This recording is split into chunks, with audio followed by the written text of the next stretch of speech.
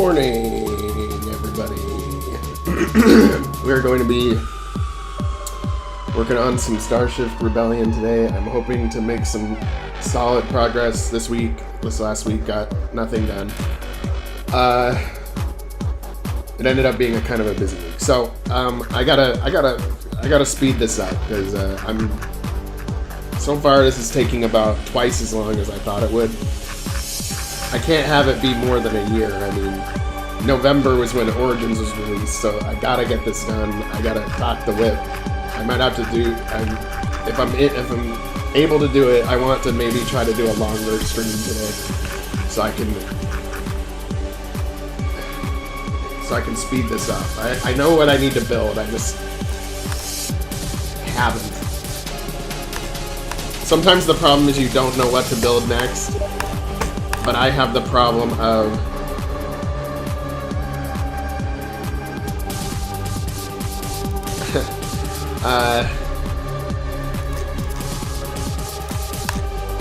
okay, sorry, that distracted me. That Steam message distracted me. Sometimes you have the problem of you don't know what to build next, and sometimes you have the problem of I know what to build next, but it's a lot, and do I want to do it right now? And that's where I'm at the moment. But that's okay. Force myself to power through it.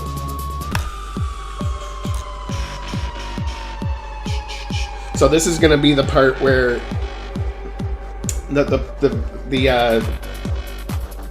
this part is going to be where the Admiral thinks that he's going to be going to the palace and they're going to let him speak. No, sorry, you're not on the list.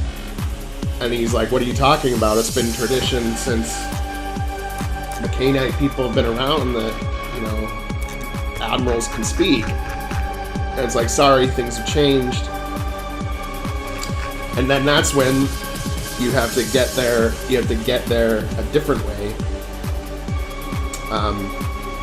And that means going under the old tunnels of the city of what used to be bunkers that would lead up to under the palace, but they have been sealed up. So, and then once you get into the palace, you're gonna be like taking people hostage and stuff. So like, there's some element of in the Starshift games of like the villains aren't totally villains and the heroes aren't totally heroes. It's more like they're doing what they need to do. So, for example, the result of the Admiral's actions working with Lexington, right? The result of those actions is going to be that they actually prevent a bigger threat. They prevent the array from coming online. They prevent warp drive from being stopped across the entire sector. But they created a Canite civil war and lots of infighting and stuff, and so the Canite people suffer again, but it's a smaller suffering than what would happen later if the Admiral and Lexington didn't take the actions that they took. And that's kind of the result I'm going for. I think it'll turn out okay.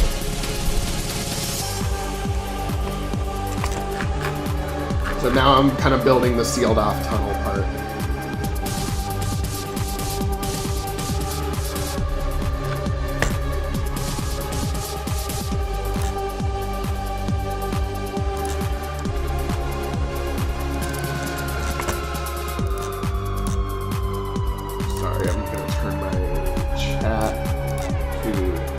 Not that the chat's bad, but right now while I'm streaming, I need to turn it off.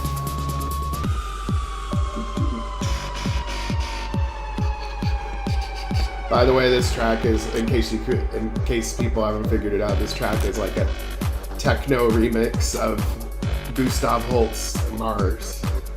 I want to have a tactical battle in orbit around Mars with this music. I think it could work. With a slight nod to the original.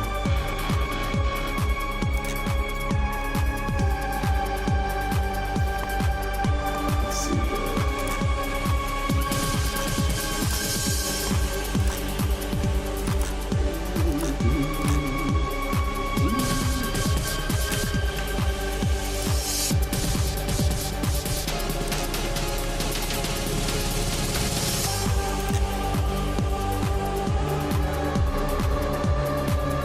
need what looks like an entrance or doorway with the symbol over it.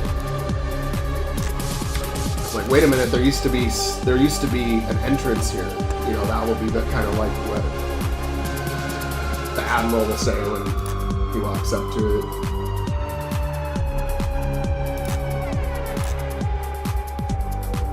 Let's see here.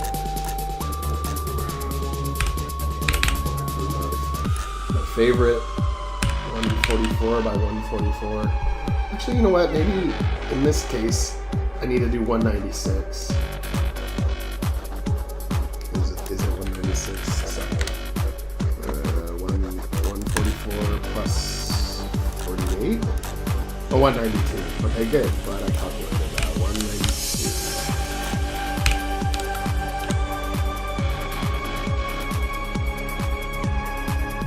Oh, no. I don't want to do a multiple for one side.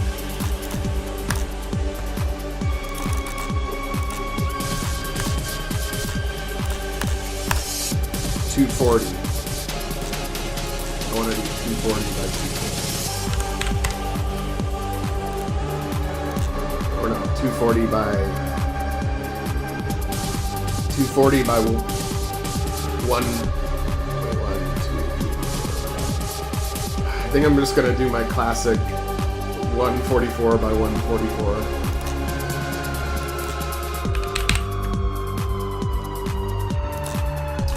As far as the size of this entrance.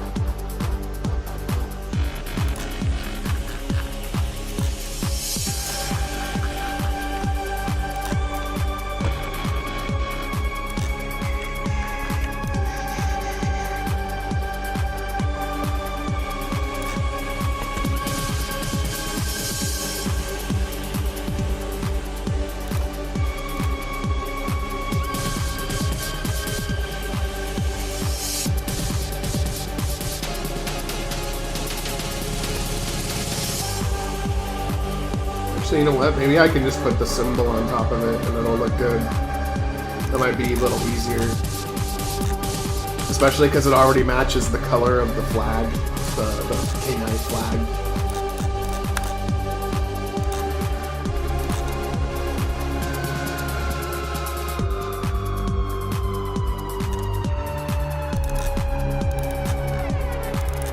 I can put it on the other layer with all the other symbols.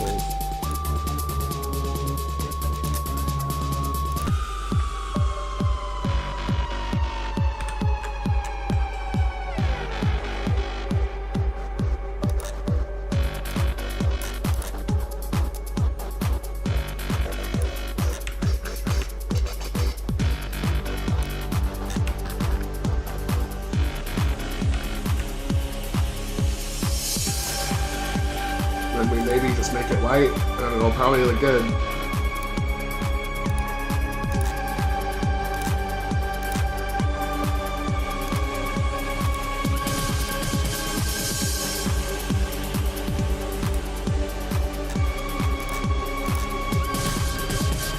Of course, it'll probably look good, but of course it's hard to see when you're in the editor. No, it actually doesn't look good. It looks okay.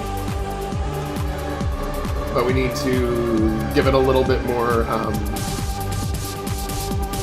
let's try it as black and see if that's better.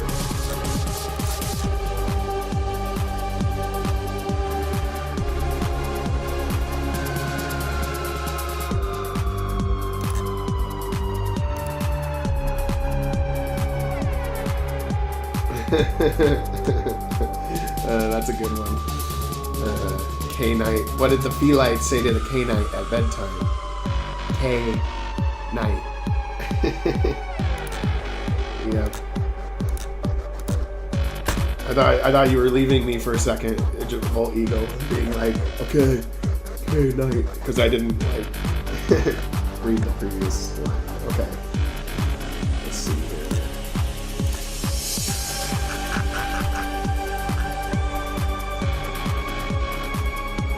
No, I think. I gotta think about this one.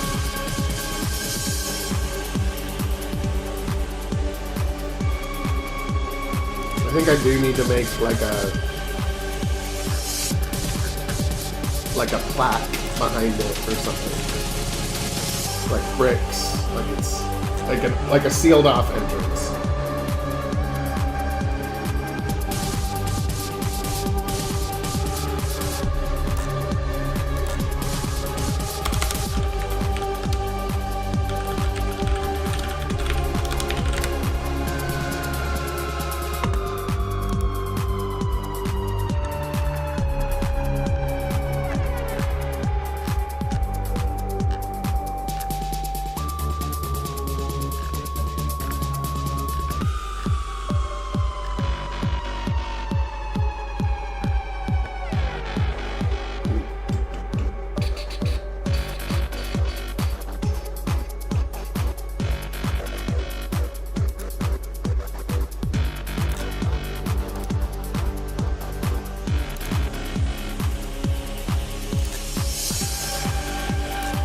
Let me see if that looks okay. I don't know. It might look like shit. A lot of this is experimenting. And I'm actually really glad to have the low resolution to some extent because you can really like make some things fit where they would normally not belong.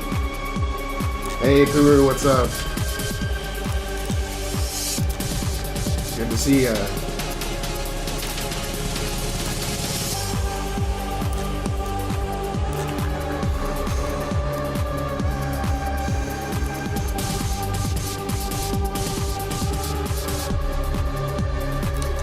Hey, what's up, Yasi? We got the whole gang here today.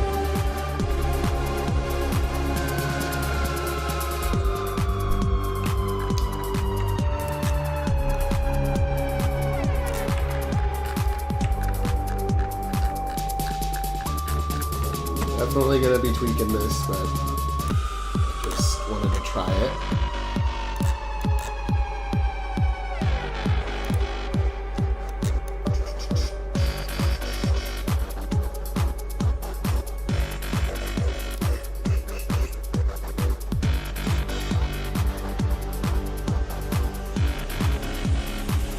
I actually think that the name that you have is more simple, Puru, and your picture shows that it's a broken ship, kind of. And I think that I think leaving the name as it is probably better, in my opinion. Even though, yeah, you can go in and change it if you want, but I would suggest you leave it, let's say, the name that it is. Just my opinion, though.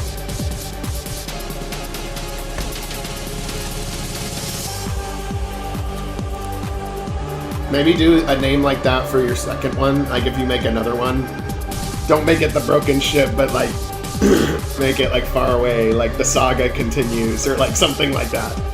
Something weird.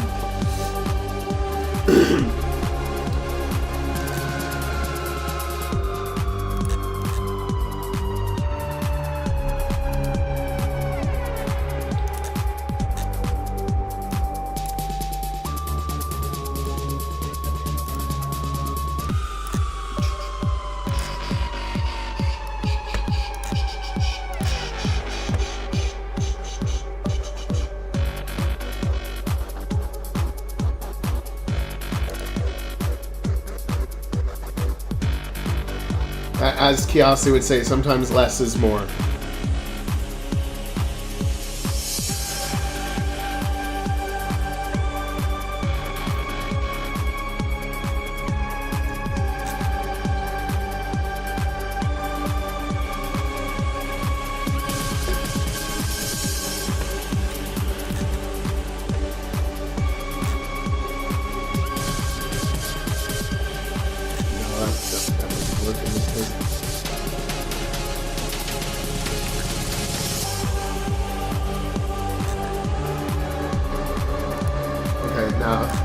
gonna totally look like trash, but I just want to see what these bricks even look like.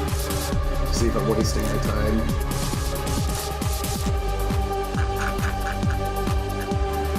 Actually, it actually does look like a sealed off entrance, more than I thought it would. But now I need like a frame around it, like to make it look like it was a doorway or something.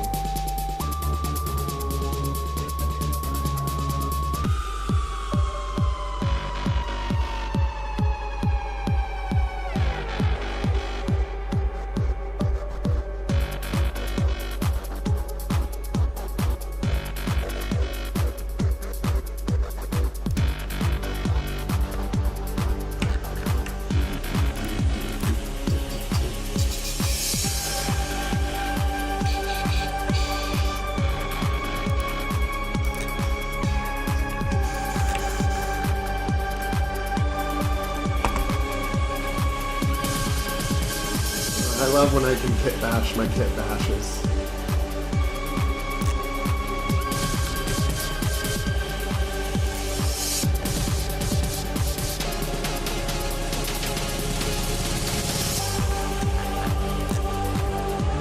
That's up to Puru. But I got no problem with it.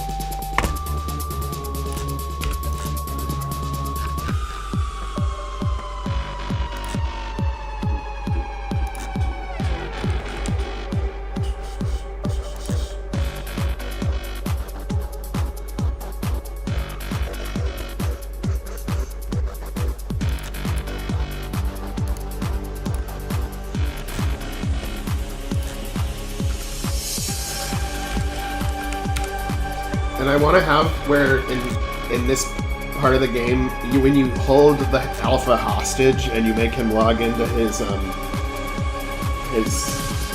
K-Knight intranet account, which is basically like K-Knight Twitter, then he will kind of tell you like, hey, I know that what I did was wrong, but just watch, you'll see things will get much worse, and like where he's not like completely dumb or anything, and not just like a one-dimensional corrupt leader. He was keeping the K-Knights safe, but he was for now, but it was like a puppet state kind of thing. Because the K-Knights are not a major power, they're like a second-rate power, so they're significant, but they're not like a superpower. So the ESA really doesn't want them joining the Outer Rim Coalition. So in Legacy, there will probably be where you come back to Canis, but it's all fucked up and occupied and stuff, and then you free them, and then they join. and then Kern be like, no, how could you let this happen, you fool?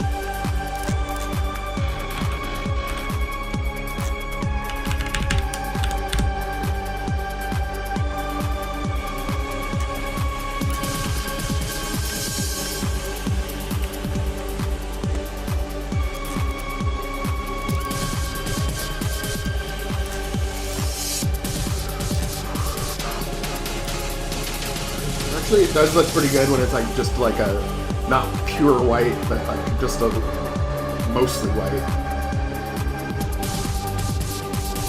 think that looks a lot better when it's just not pure white.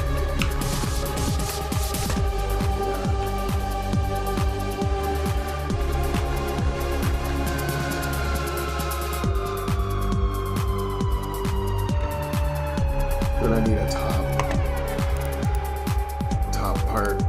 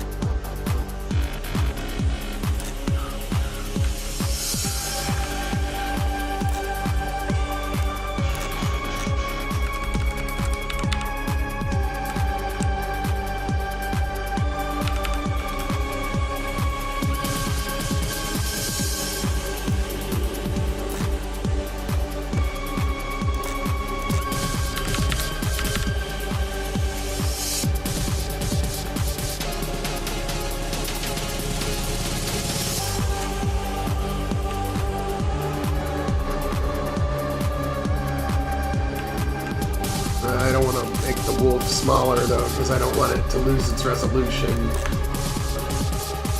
It doesn't look much different.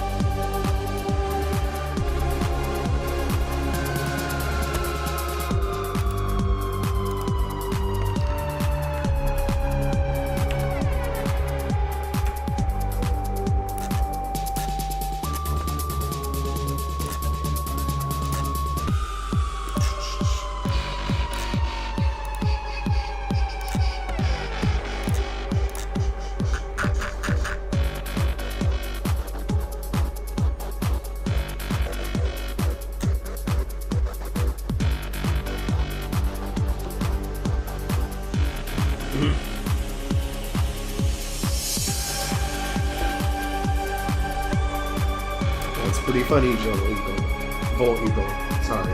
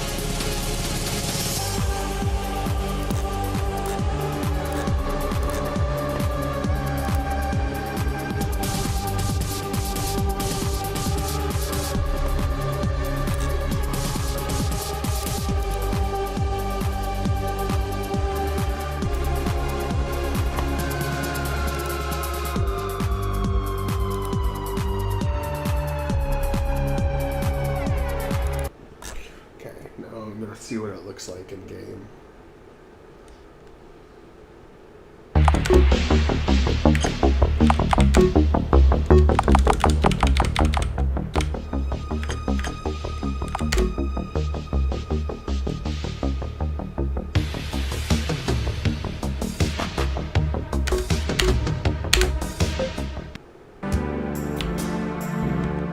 I also made Cerberus 7 a cyber dog. That's the one thing I did get done this week.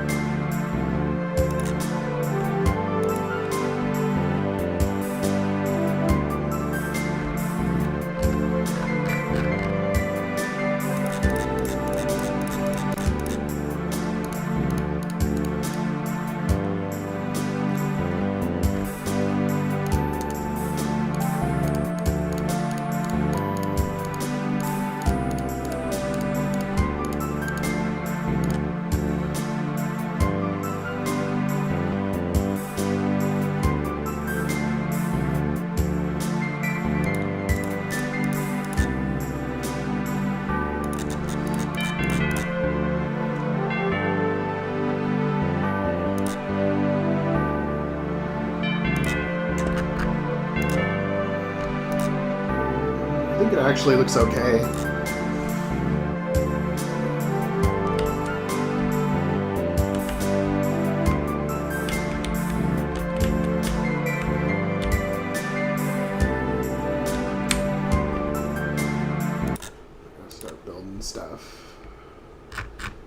Start building stuff. Here we go. Trying to find another track I can just dump a lot of time into.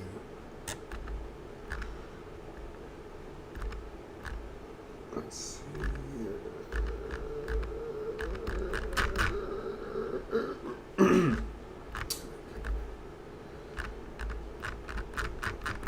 I'm trying to think of some good music for the underground part. That's also what I'm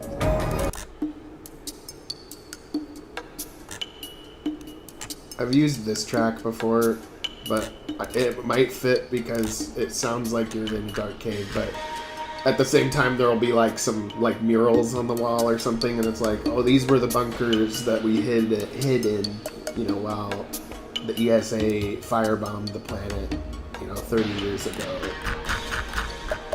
You know, they're talking about it. But I think I might use a different track.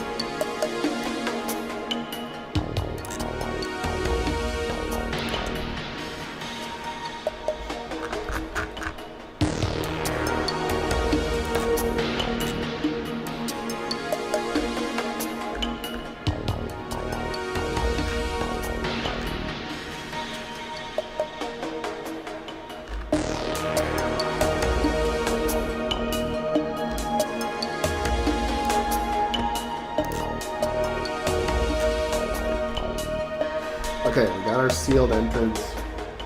And now I need to...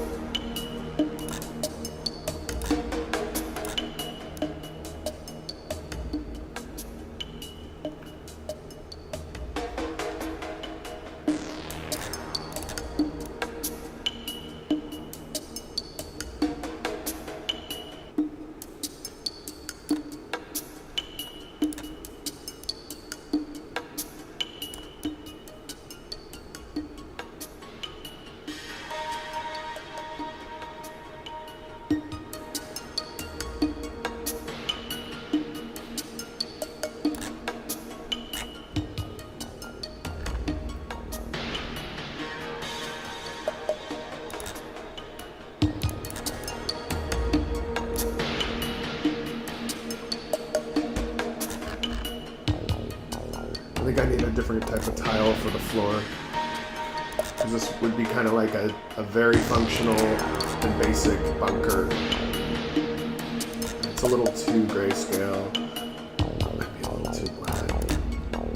Oh, that looks cool. Ooh, pink.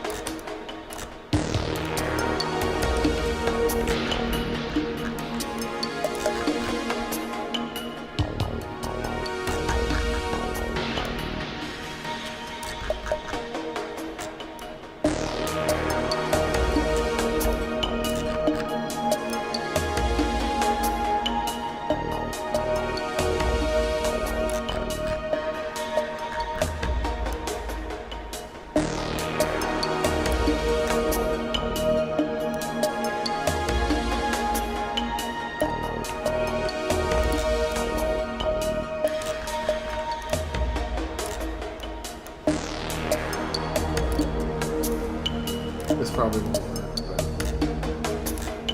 I'm gonna try it.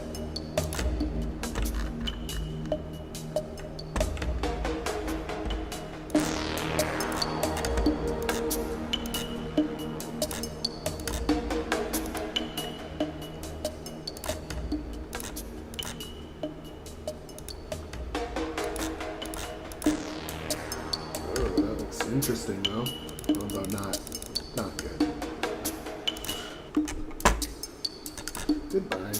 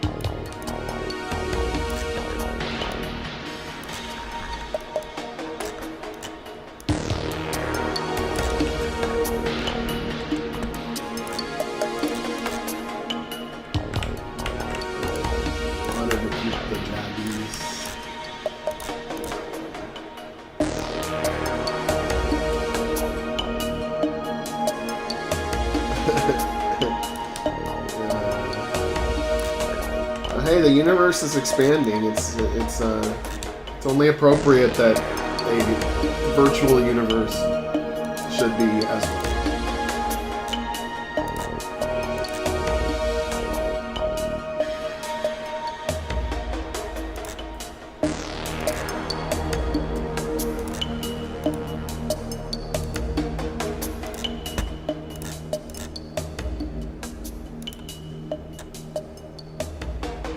Oh, wait a minute, I covered the wrong one.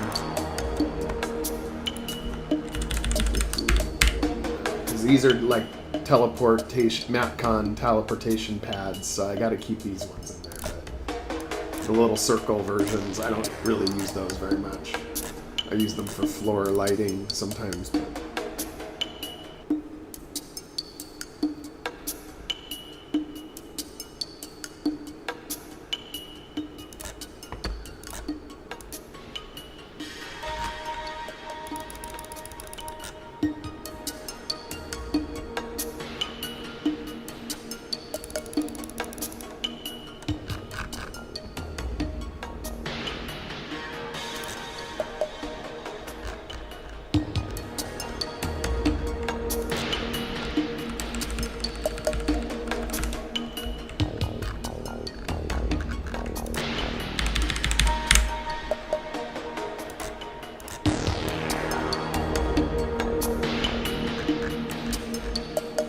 I think a Joel Eagle t-shirt would be pretty cool. With like an anime version of Joel Eagle on the front. Fully drawn out. With the sunglasses and all.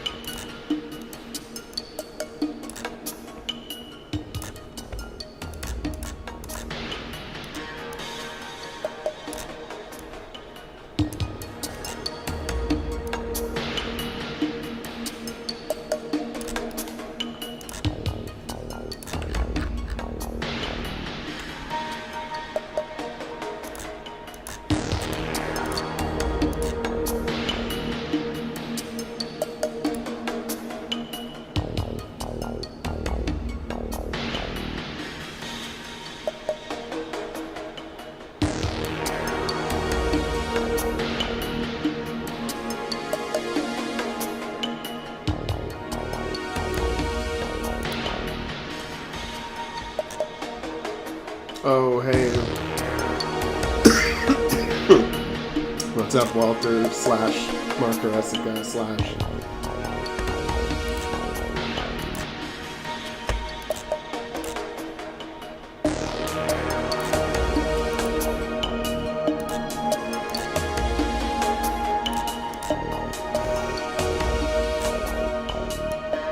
Actually, yeah, it's starting to look kind of bunkery. I like it.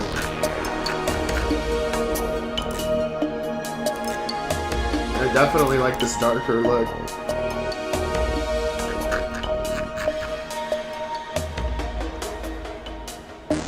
It almost seems like it's a little brown, but I think that's how. I think that's because of how I did that. You know, I'll duplicate it, put it in.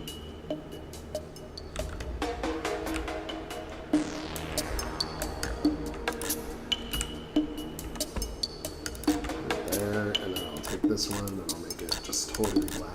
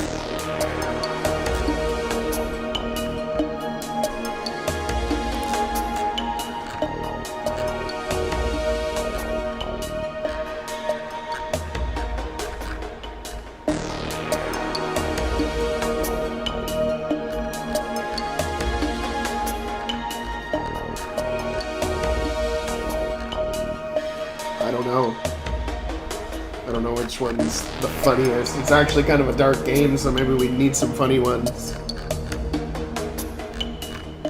We need to make up some.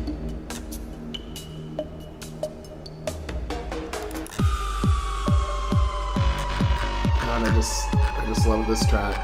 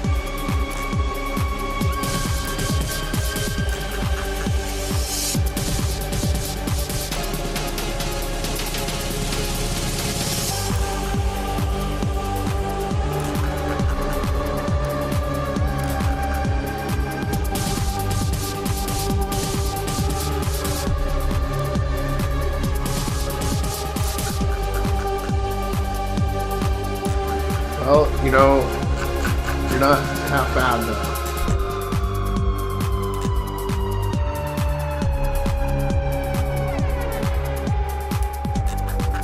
Practice.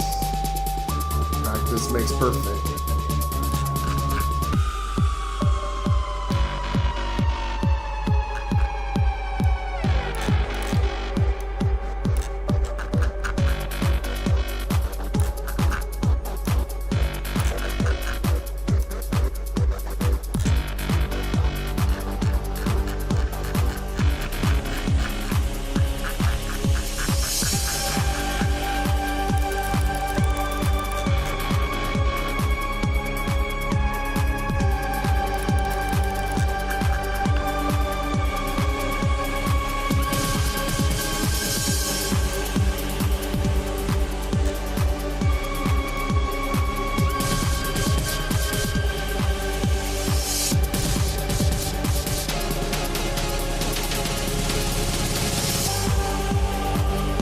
It's a techno version of Gustav Holst's Mars.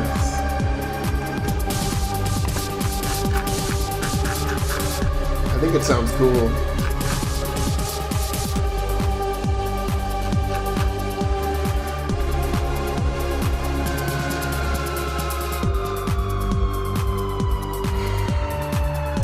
I noticed that sometimes in your maps you don't even build walls. It's like you have like the top part, like the roof part,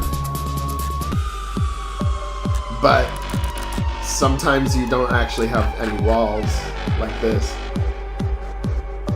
And if you make rooms with tall walls like this, it'll make it look a lot better. A lot of the RPG makers, people that make RPG Maker games, will sometimes make walls that are like 1 square high or like 2 squares high, and it makes the character look like they're really big. Like it makes them look really tiny, and it's just weird. But if you make the walls taller, it makes it feel more epic.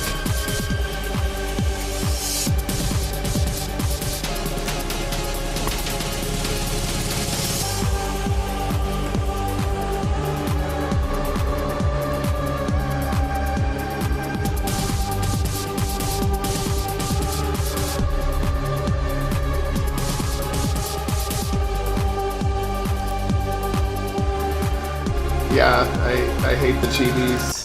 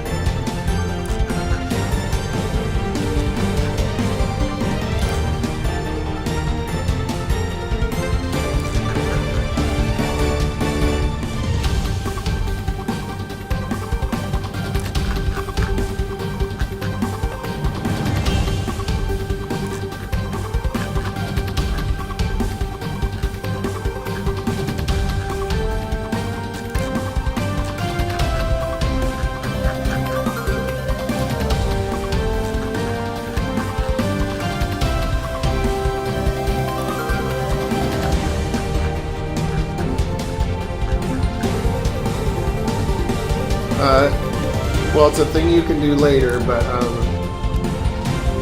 you started already, is the lighting effects. That will help a lot.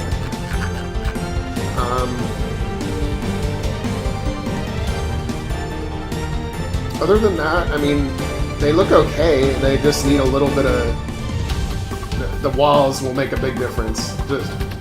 But you'll have to probably retool some of your maps, but the walls are good. Also, the view screen on the ship and stuff, we gotta work on that too. It looks a little... It needs to look more like a view screen, more like a computer screen, but that's okay. That's all easily fixable.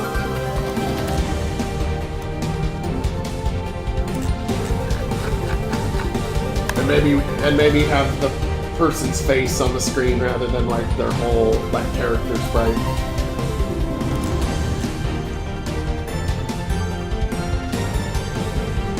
Yeah, you can. A lot of times I put something in as a placeholder and then change it later, and then it cascades through the rest of the game.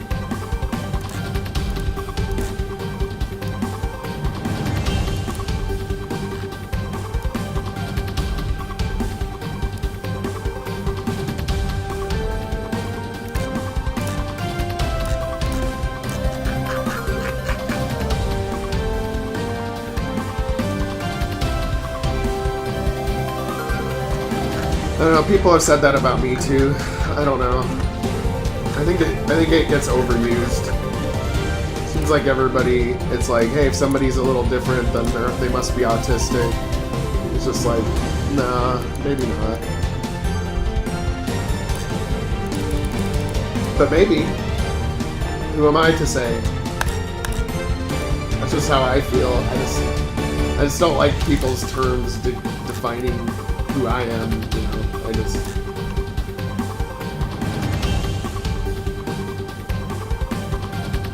It is a thing. There are some signs of it, so there, you know, like some more sensitivity to like light and sound and, you know, environmental stimuli versus, you know, other types of people.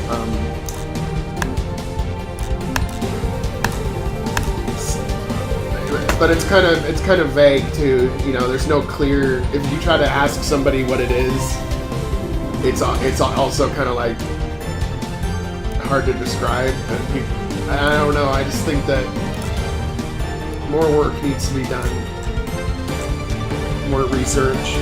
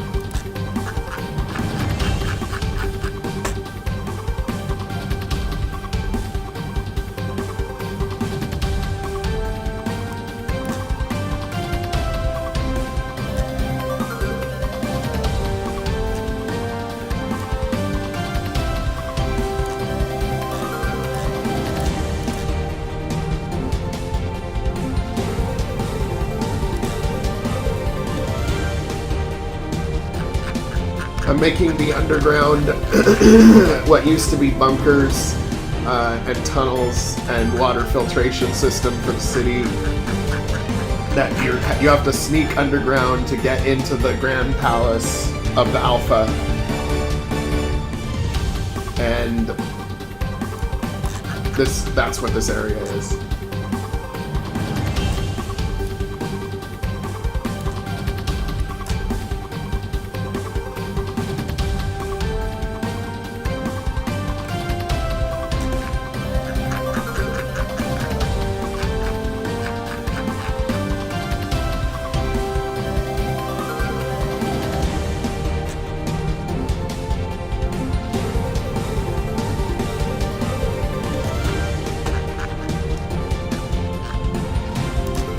So you go to this area of the city where you find that the entrance has been sealed off, but once you get in there, it's kind of like the maze, but not a labyrinth, not an auto-generated map, about having to get in under the palace so you can expose the Alpha publicly Yes, yes, the Alpha lives in a grand palace. In the city of Kronos.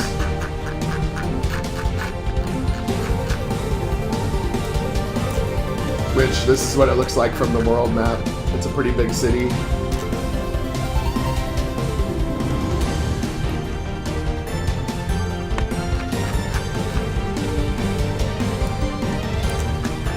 And this was the smaller city of Abraxas. The suburbs, basically.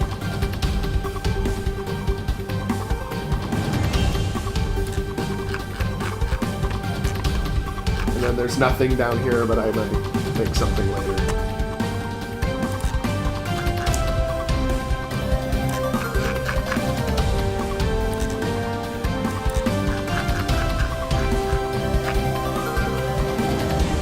Yes, Kronos was the previous Alpha.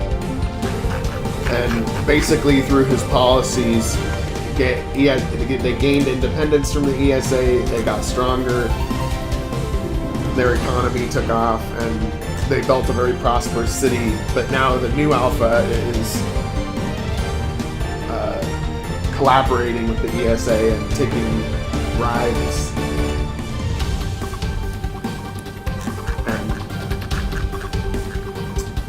And then you find out that the previous Alpha was poisoned.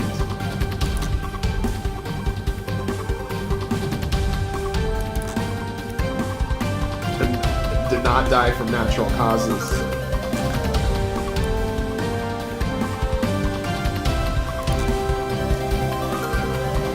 And that's why you are going to expose that. And then that causes the whole Cainite society to go into a feeding frenzy.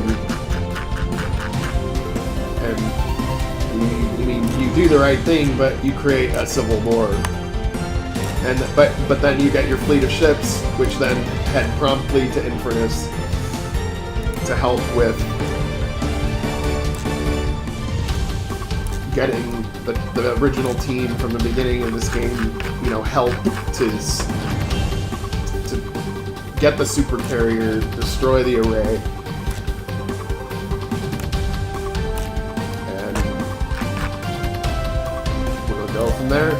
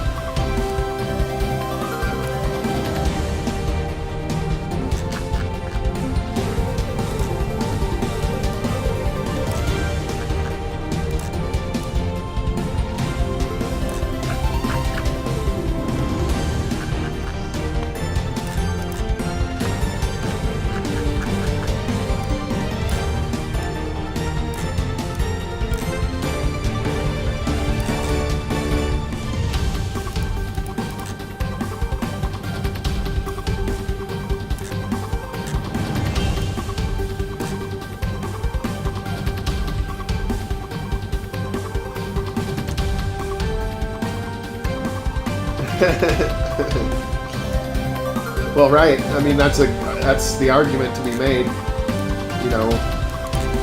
and that can happen in Cainite society.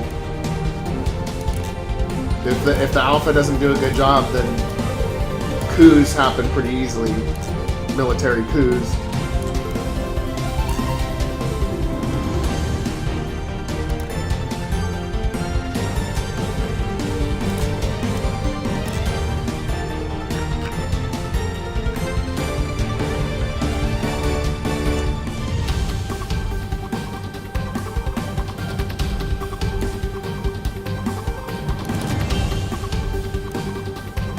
right? They can be like, I initiate the challenge.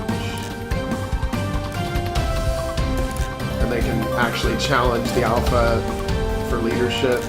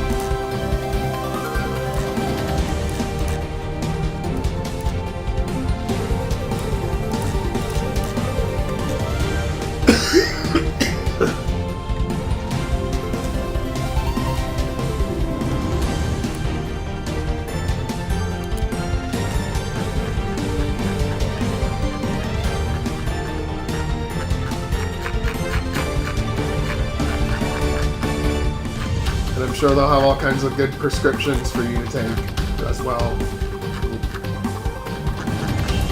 Let's see.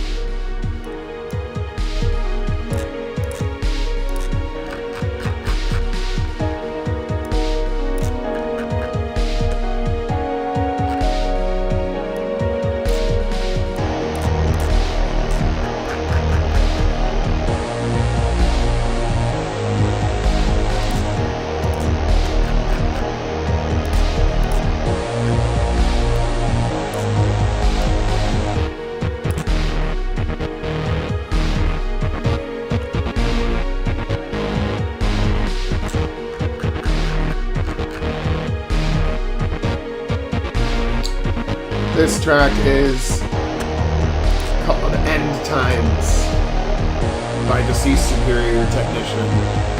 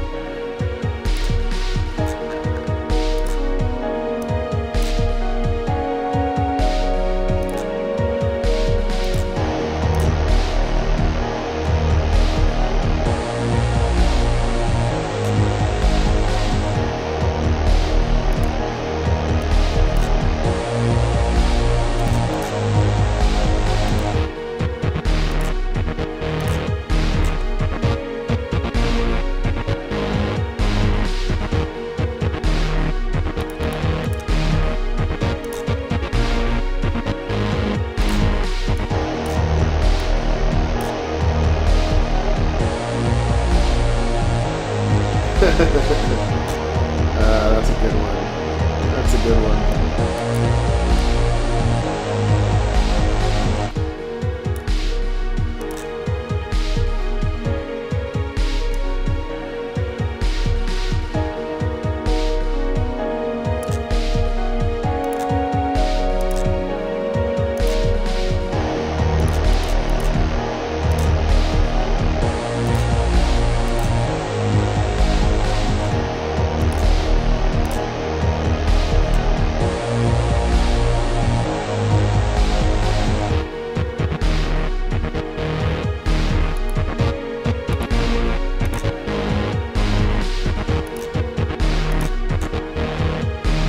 Nice. That looks like it totally goes with it.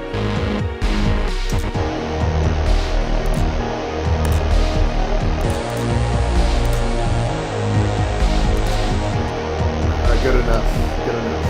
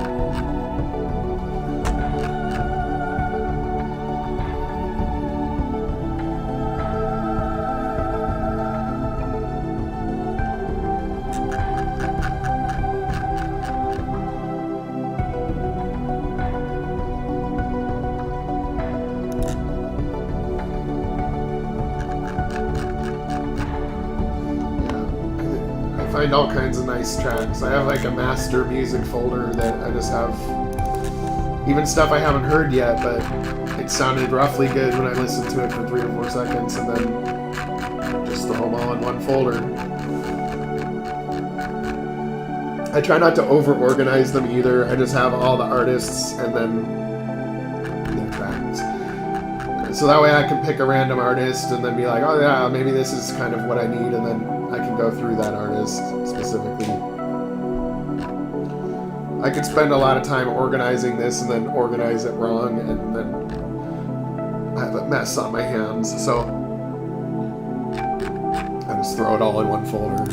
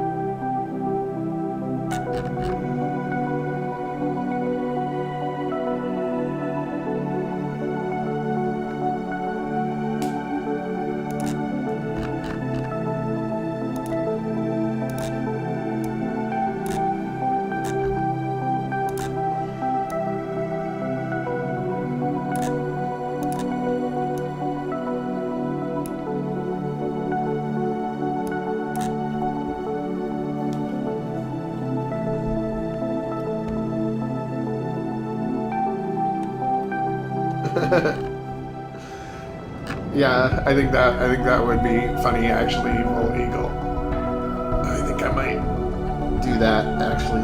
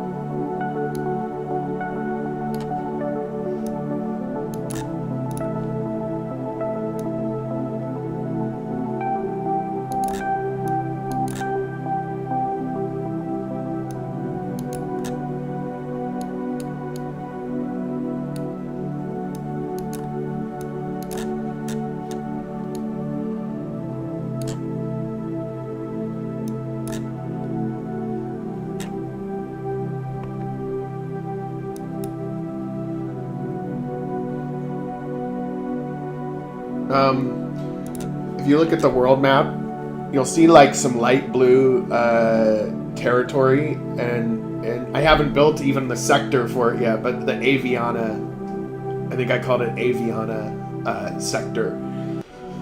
and I would still need to make a sector map and a solar system map for the Avian, but I called it Aviana sector, and it's to the south of Seoul, southwest-ish.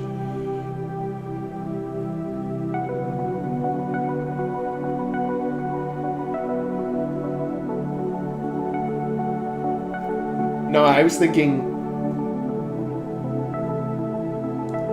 Aviana and no prime, just Aviana.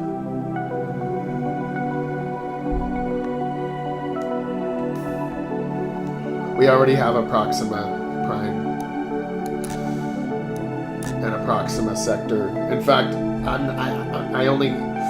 I probably would have used a different name, but I've said it so many times that I don't want to go back and change it. Because Proxima kind of means like close, but it still works because it's like the area that's beyond the outer rim, but close to it. So it still works. It's a Proxima Sector rather than Proxima Centauri or something. Yeah, Aviana. It's a little obvious, but hey, it still works.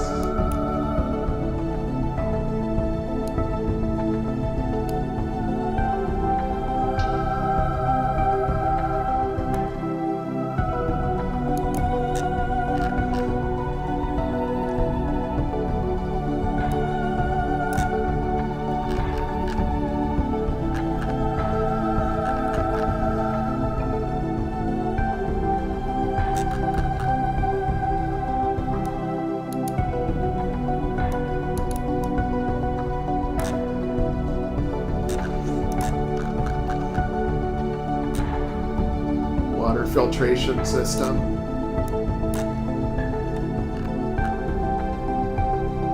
Get rid of this one.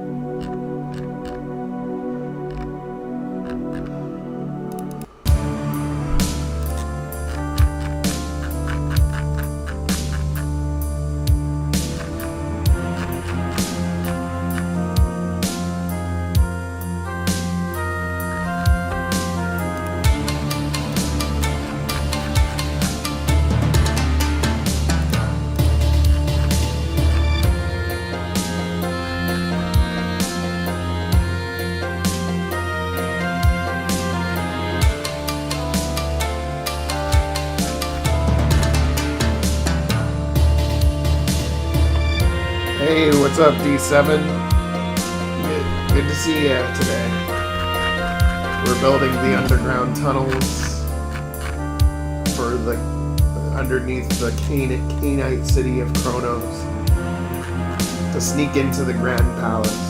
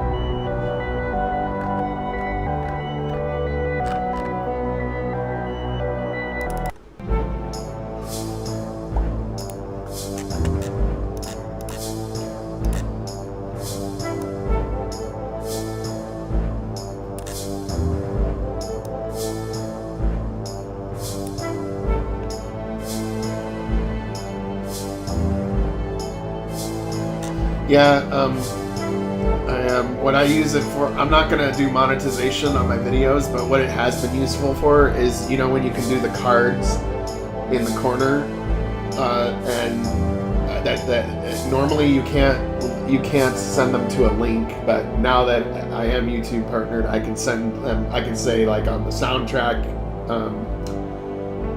link, the soundtrack videos I upload, as well as the trailer or whatever, the user can click on Wishlist Starship Rebellion on Steam in the corner, and then end up on the Steam page where they can wishlist it. You know, so normally you can only do cards and end pieces after the video to link to another video instead of an actual link. But once you're YouTube partnered, you can do a link. So that's mostly what I use it for.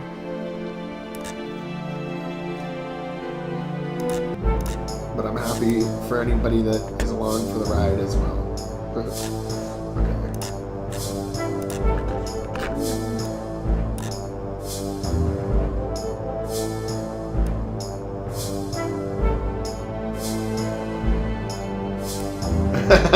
The Raid Shadow Legends, god damn it. Please shoot me if I ever start doing that.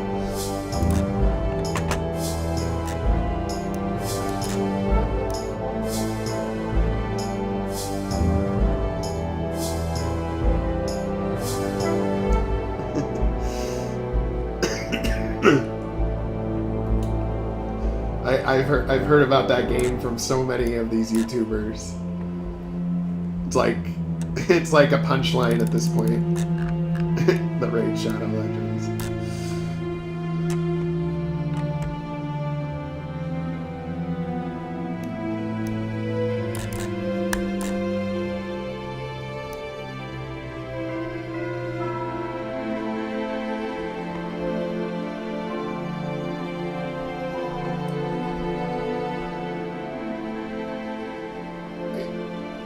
It's basically a computer, I think it's a mobile game that gets advertised a lot. So like in a lot of people's YouTube videos, they're like, I want to take a short break to talk about our sponsor today, Raid Shadow Legends. And then like, it's just been like, I've seen it like 100 times on different YouTube channels. So it's like, so I'm just saying, if I ever do that, shoot me, but I'm just kidding. But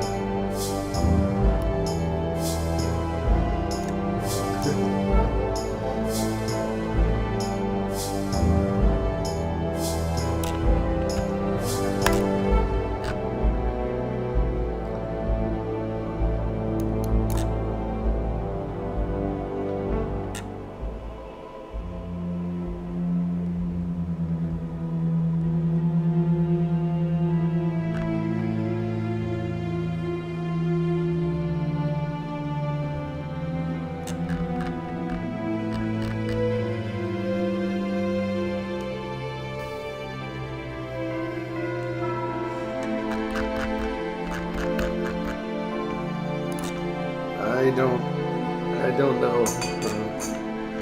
I try not to get any commercials. I use an ad blocker, and that makes a big difference when using YouTube. I'm like, why don't people see these videos? And then it's like, oh man, if you get like a 1 minute long ad before you try to watch a video, a lot of people probably just click out.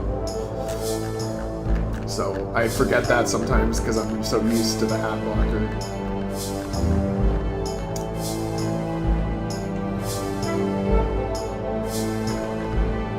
I think we're honestly, whatever, if I monetize at all, what the problem will be that the amount you would get is literally like if you took a bunch of pennies and threw them on the ground. I mean, I'd be better to just link to my Patreon or something like that, or like what you do, PayPal link, and give them the video right away rather than like waiting to watch.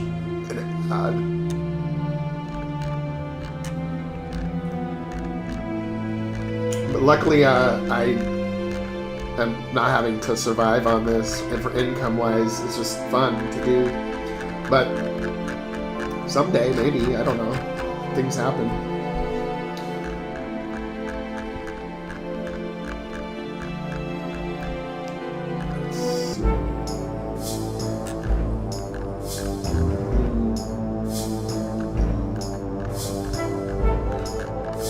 PS5 scrolling.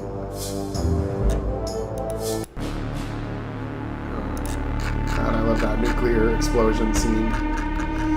The Rebellion's definitely an upgrade as far as like the cinematic feel with the cutscenes. I've got better cutscenes.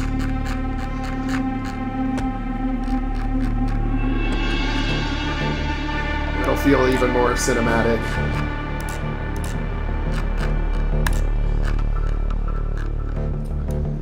I just gotta get it fucking done. Like,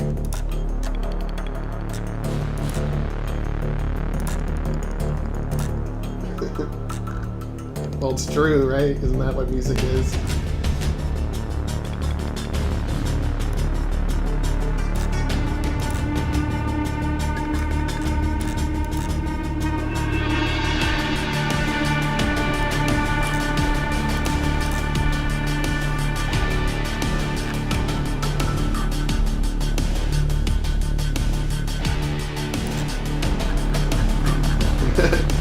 Yeah, no, I'm actually really excited that the game has different episodes directed by different people, but it's still one universe. I think we got something going here that we can keep going.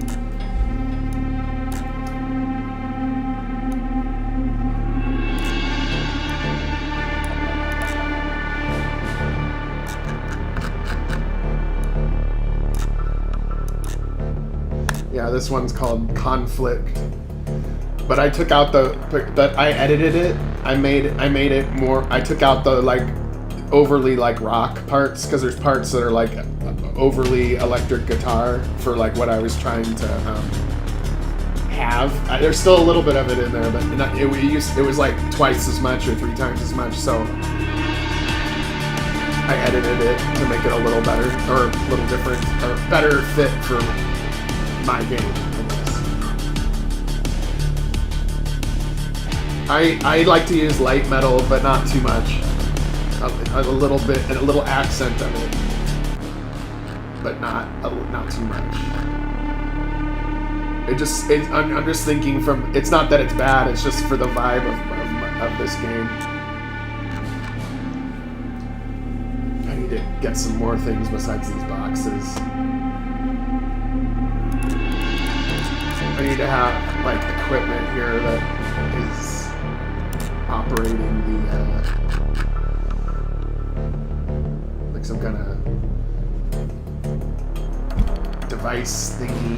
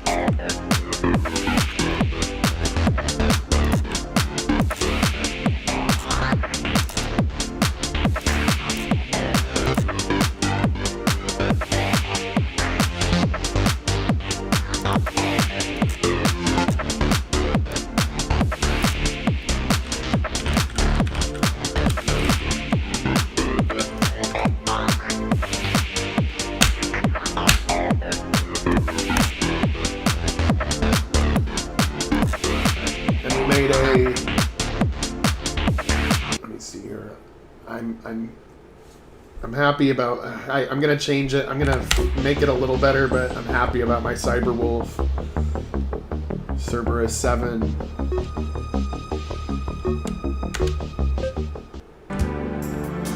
Although since his sprite is so big, I had to do some creative positioning so that he wasn't like on top of the other characters as a follower.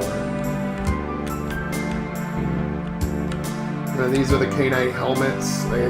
Underneath this helmet might actually be like a Chihuahua or whatever. They, you know, are more intimidating that way. They're really into the wolf thing, even though they're not all wolf-like.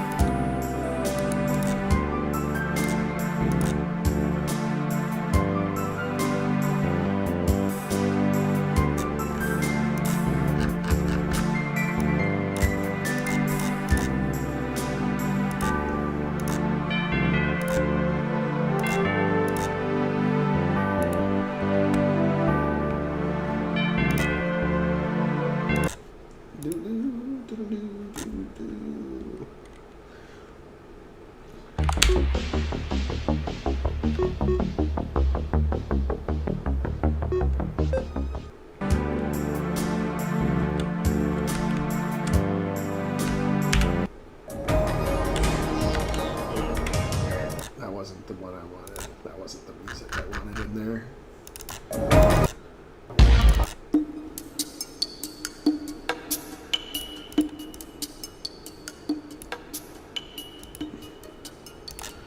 Probably that one.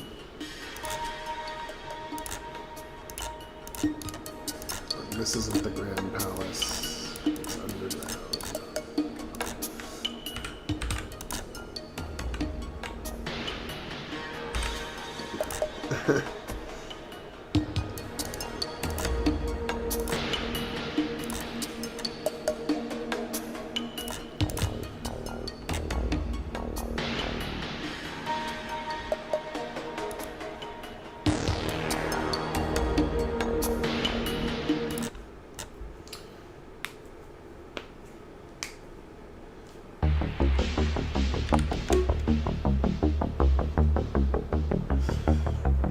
God, it's crazy how we got all the way to the, you know, with the making this up as we go along thing. It's funny how I got all the way from this desert planet to this dog planet, which I never intended to do. I never intended for it to take this direction, but I think it's gonna work. But if you would have asked me when I first started Rebellion that it would take this turn, I would be surprised.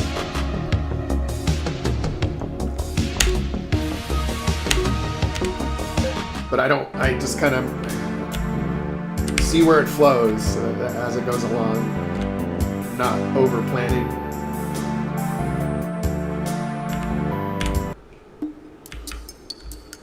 And then this place has to be darker, it has to be more, look, it's too bright.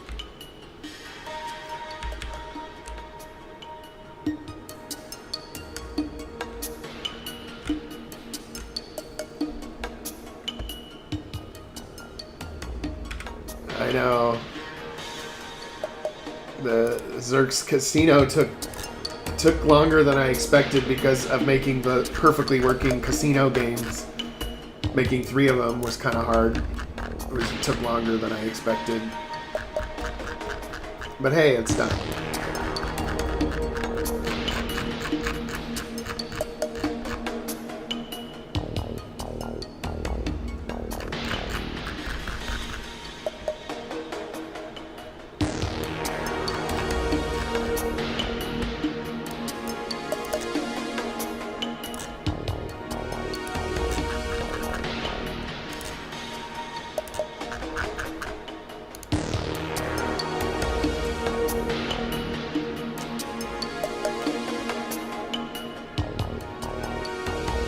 No, there. By the time it's done, there's not going to be that many plot holes. There's twists, but I'm having a hard time finding plot holes. Maybe if you only saw part of it. I mean, I don't think everybody here has seen every single part of it, like, progressed as one, like, playing it all at once.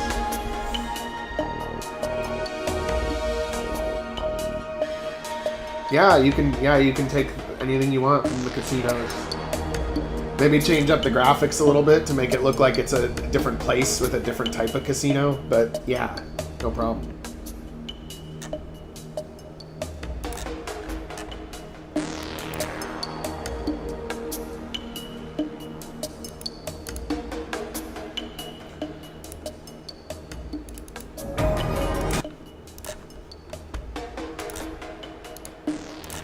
Oh, that's what I was gonna do. I was gonna make it darker.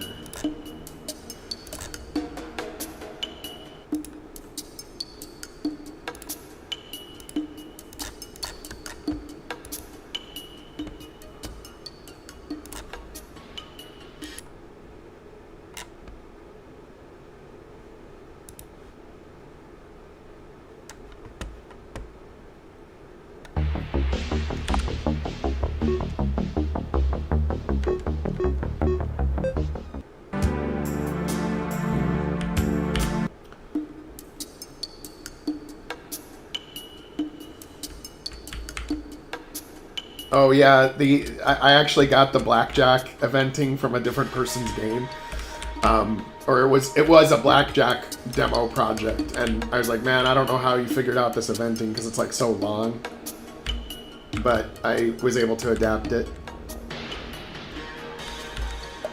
Okay, this looks kind of good, but maybe a little bit too blue. Maybe if instead I just go to dark.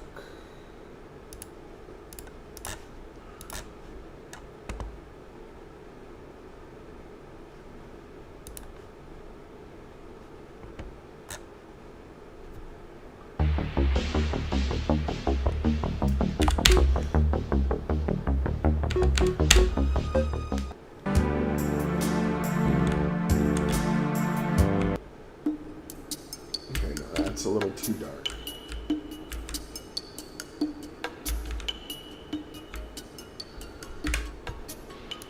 Too dark. How about I do night, but I just take out the blue?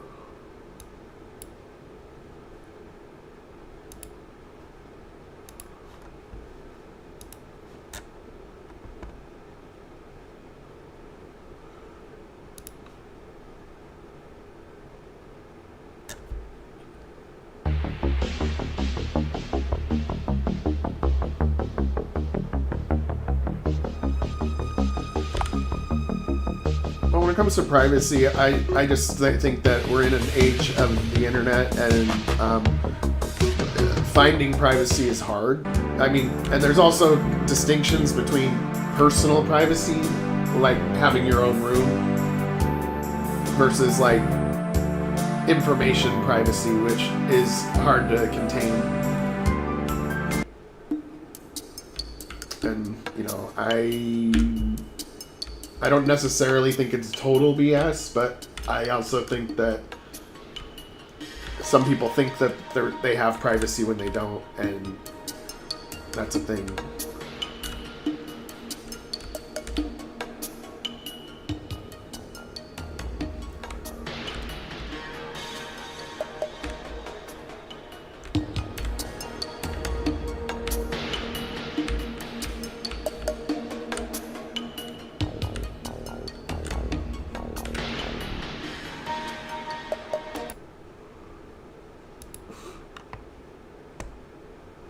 Schrodinger's social. How do you come up with that shit, dude? How do you just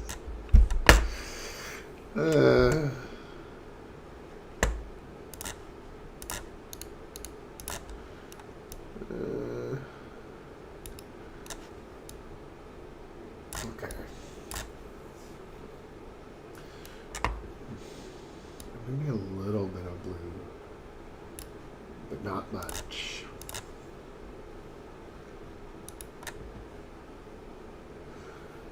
Just trying to get the right level of brightness in there, and then I'll put some lighting effects.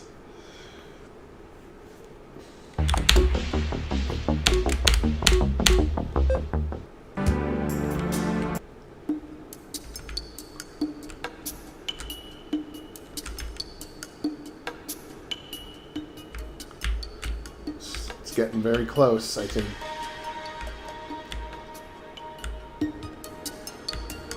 I think maybe with the lighting effects it'll look just right.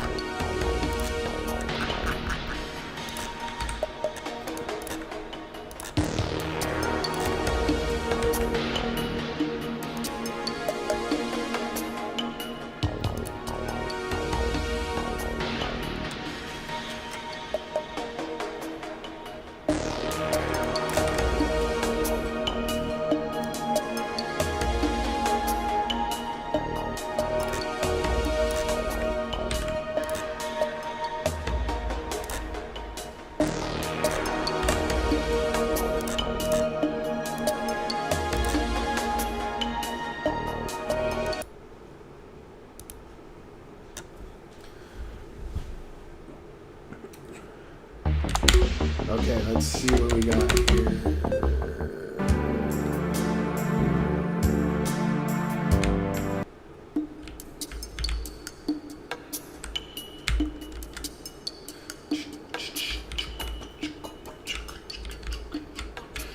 Oh yeah, I like that nice little green glow. With a gentle flicker.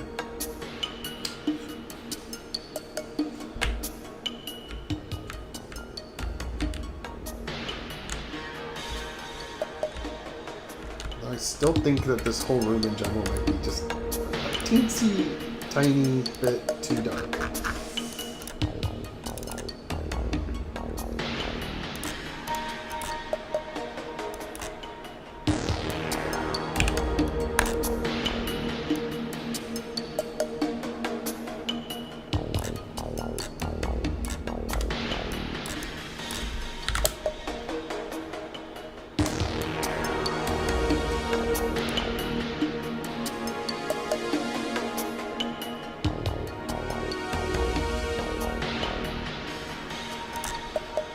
Steam said they couldn't do it. I want to try to release before October. It's probably going to end up being September, but I'm going to try to work on this a lot harder than I have been. I've been at like half capacity, but that's still better than zero, but I'm going at about half the speed that I wanted to go at. But, you know, I'm taking more time on it. It'll be a better game.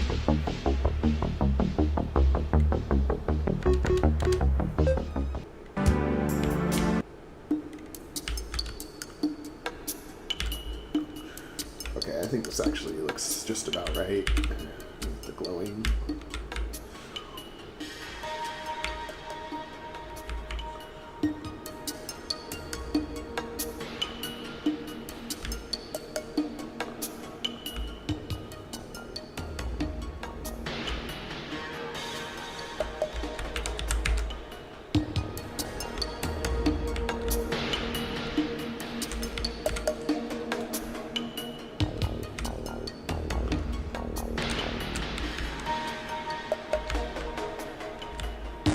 Oh, now I know what I need.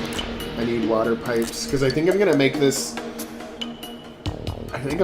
section where like the part below the palace is flooded, and it's to prevent people from getting in there, but if the Alpha ever needed to escape, the tunnels are pumped out, the water's pumped out of that area. So I think maybe I'll make this part of the dungeon kind of a puzzle thing where you have to like turn the right pumps on, and then it's clear for you to get under the palace. Can't be too easy.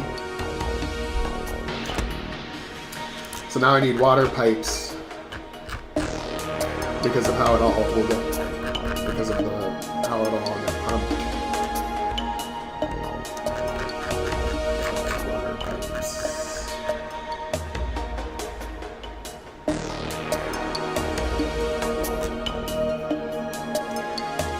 No, it actually hasn't taken the longest. It's the Legacy is what's taken the longest. That was started in 2018.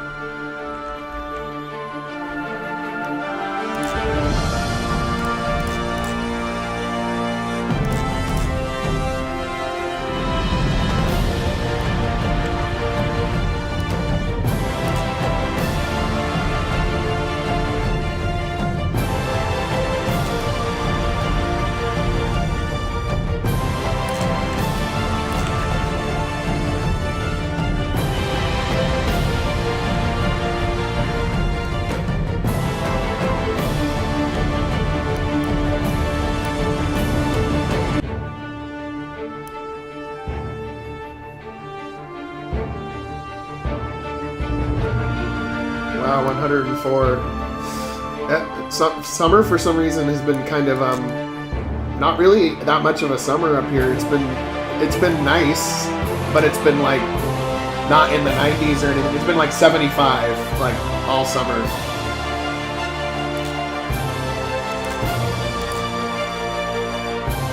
Which is, so it's been a good summer up here, but last summer sucked.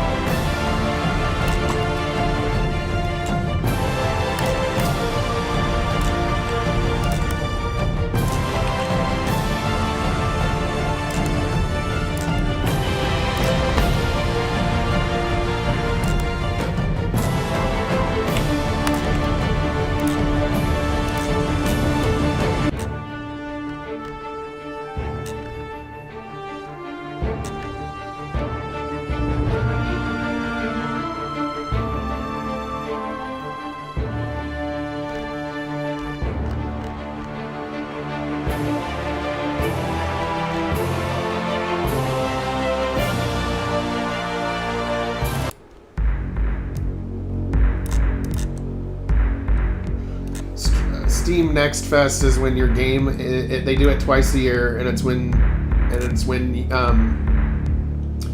can only sign up for it once per title. I already signed up for it last time because I thought Rebellion would get released sooner, but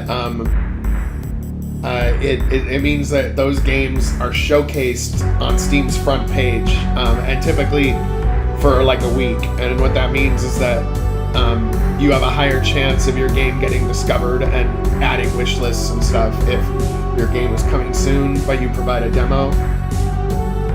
You end up showing up to a lot more people. So it's been helpful too. When we had Starshift Origins on Next Fest, we got a lot more wish lists added, so it did help.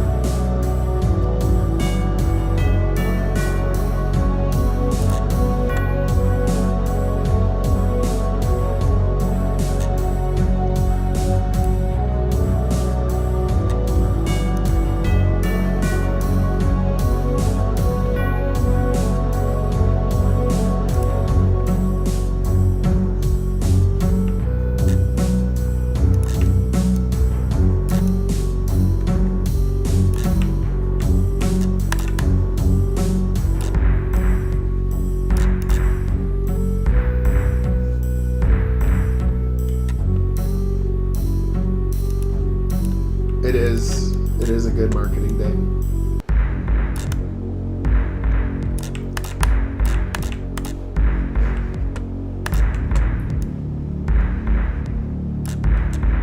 God, it's hard when it's like the same shade as the Photoshop background, right?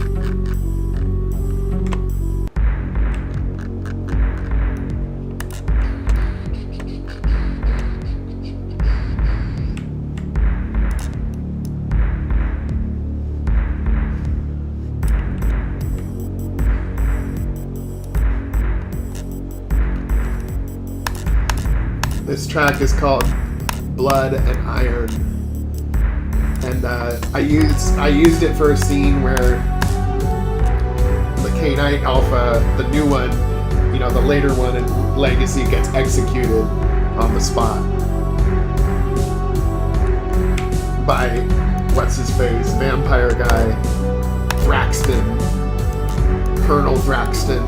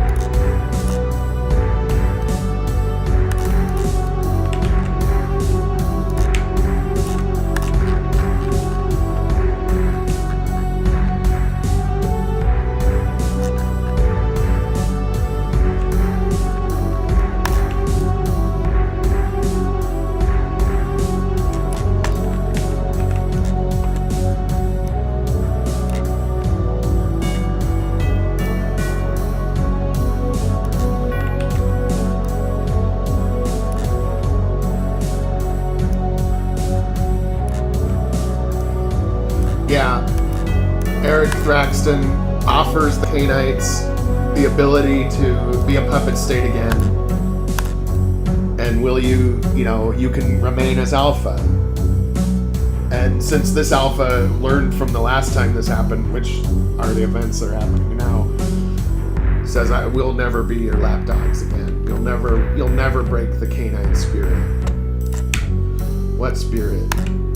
There is no such thing. Boom! And then that's the end of the Alpha. And then Thraxton be like, we must get the fleet there before such and such, and then he leaves the scene.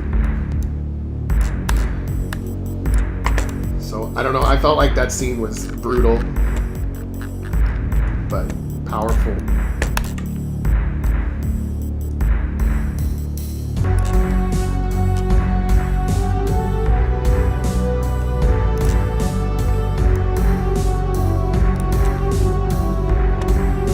No, Colonel is his rank.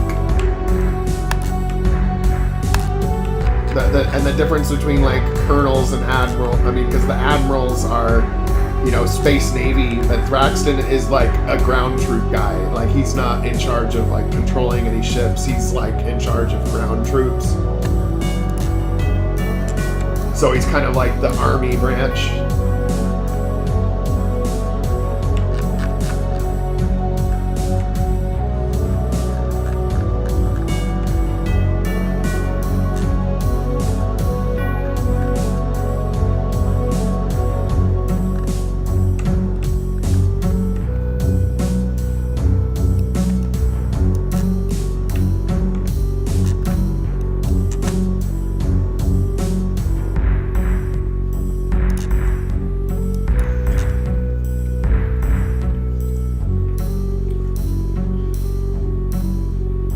What about mine? What does mine say?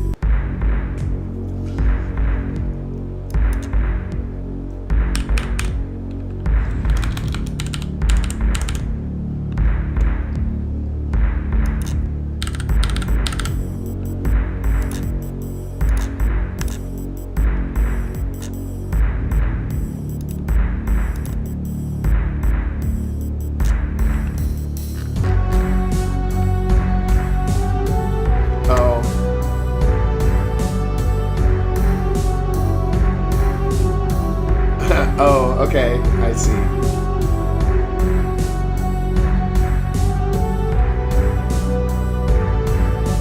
Oh, okay.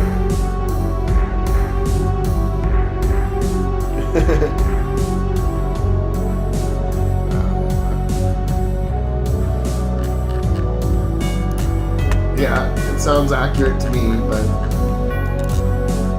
it's all just for fun. Sometimes bullshit is fun, I'm just kidding. I hope I didn't offend any of you.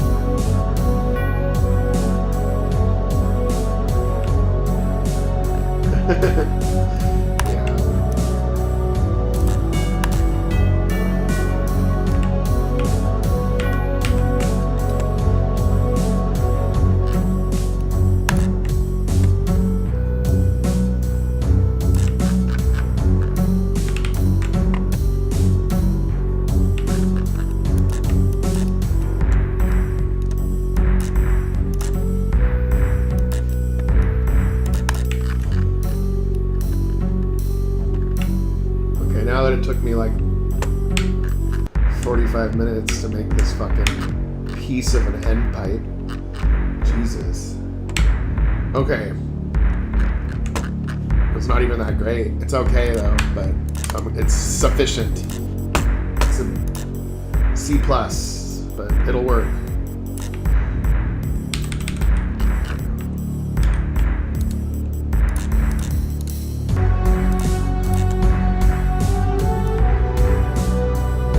Oh, wait a minute though, there's a piece missing.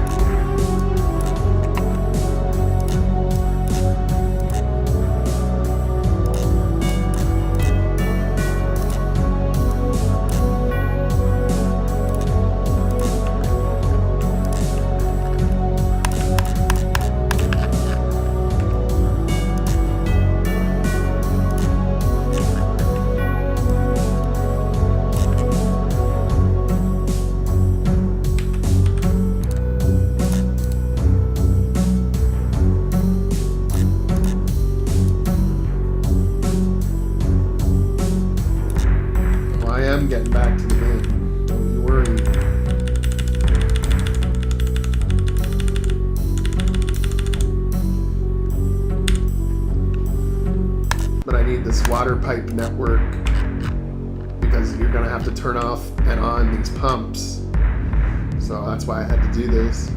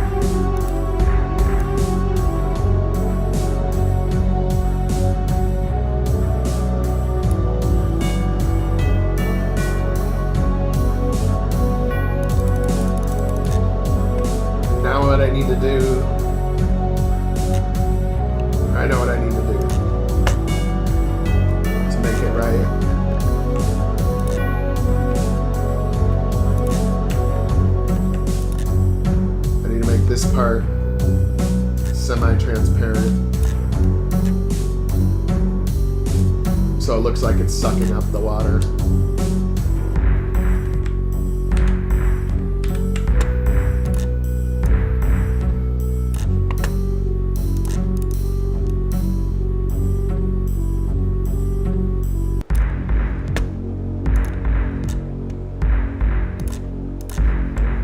Let's see what it looks like.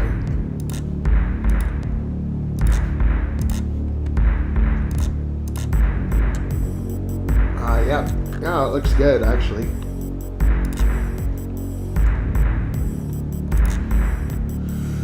I was gonna do the same thing for the other one.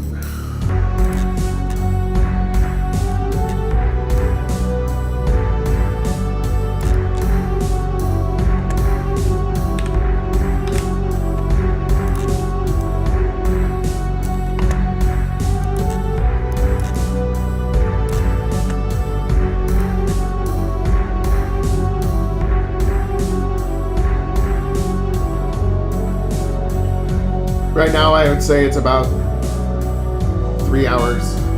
It'll be longer by this point, though, because I'm only doing the storyboard right now. So, like, if you just blew through the story without any gameplay, it's 3 hours.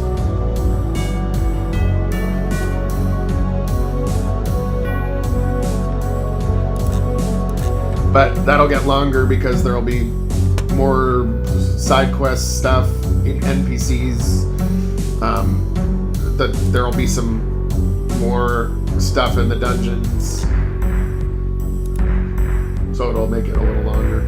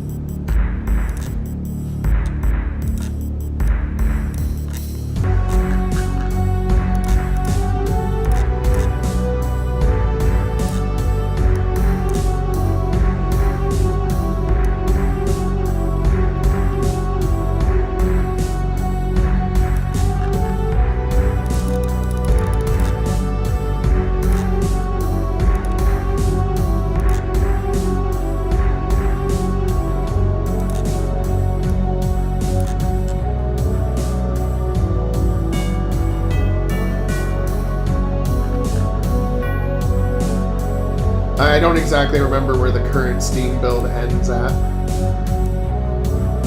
but I can upload a new build.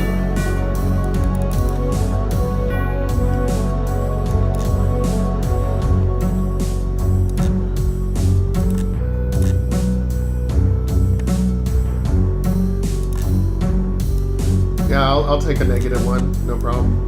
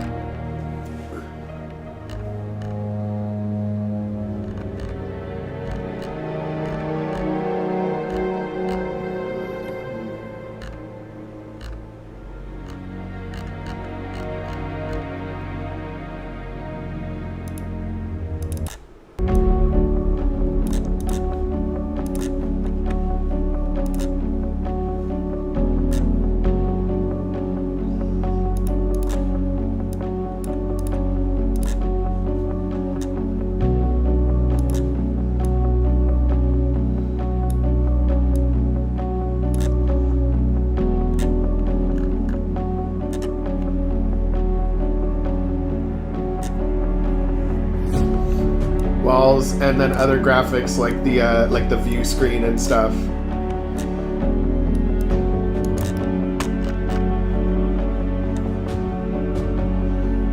And then also some of the eventing.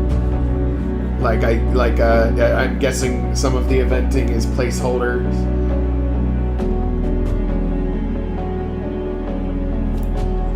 Like when you land on the station and you get and you see the mechs. Like you come to you know how you come to that station, whatever it is, and people are getting fucked up. Like pretty much in the beginning, making those robots a little bit more like they're walking back and forth, and because I see a lot of animations on one character. It's just like and it's like, yeah, it makes sense, but make it a little bit more eventy, more motion from the actual sprites themselves. Choreograph them to some extent. I believe so. That's the one in the beginning, right?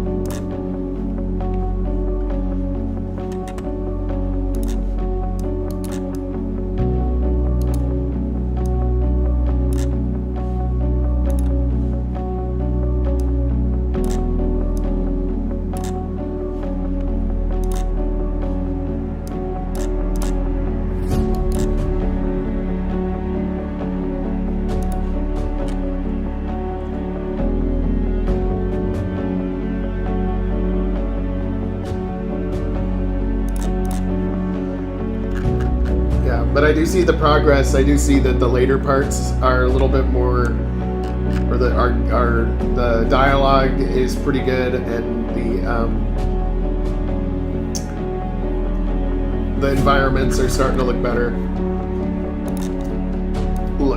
Like more original, less of like a rehash of like, you know, the mosquito and stuff like that.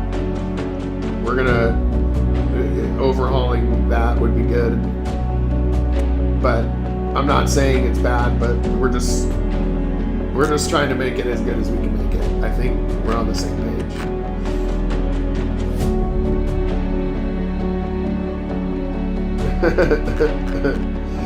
Yeah, it can be.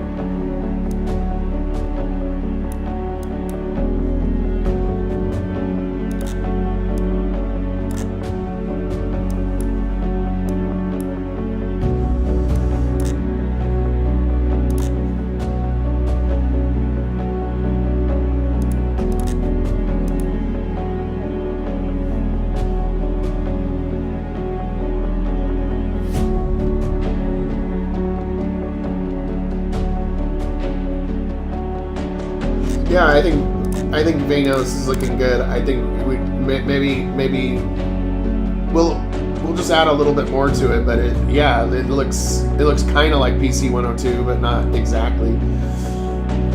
But we can make it look pretty different without much more effort, I think.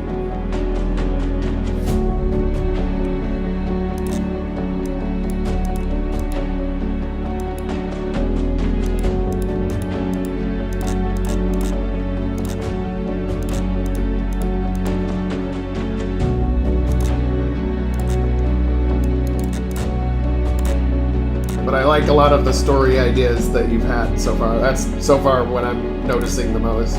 So there's a good story going.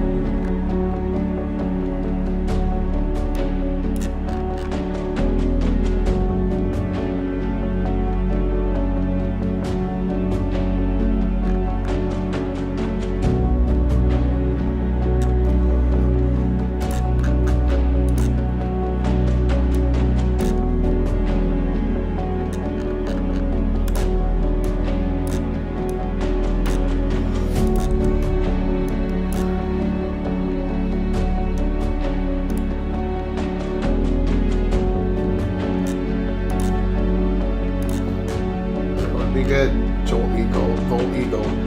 Sorry. I'm so used to somebody else's name that has a similar name.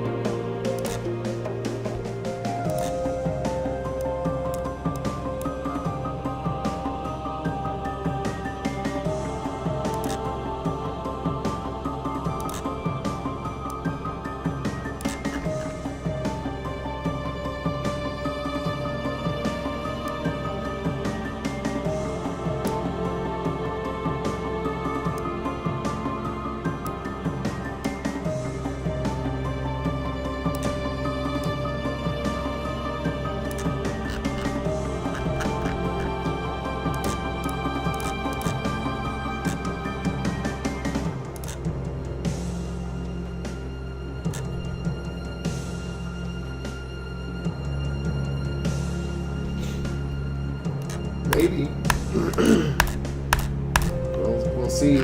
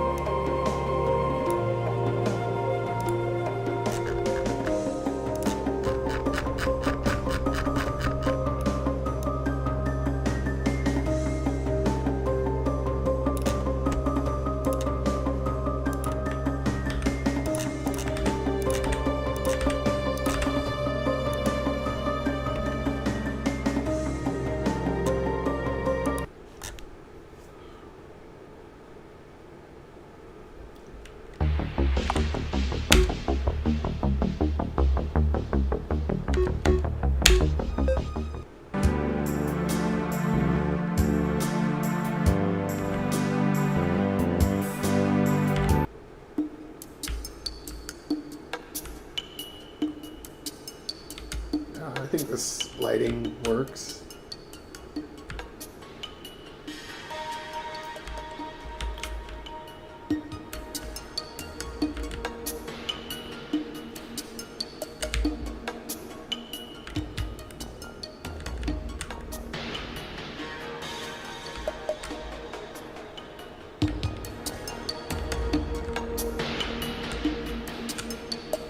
Yep.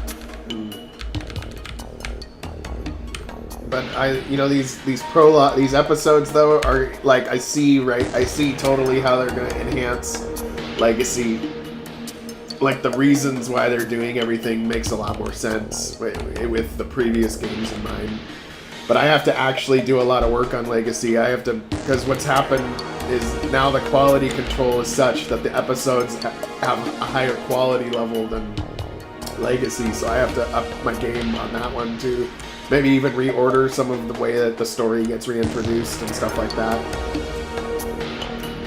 to make it as good as it can be.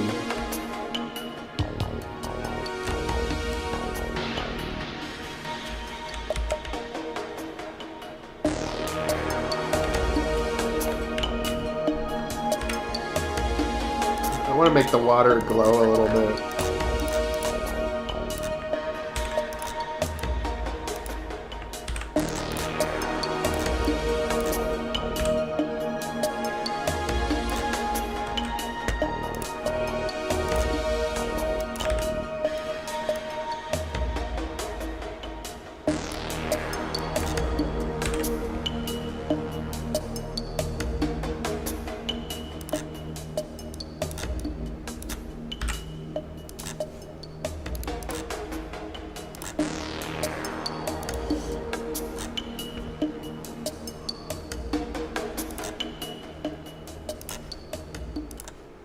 See what the glowing water looks like.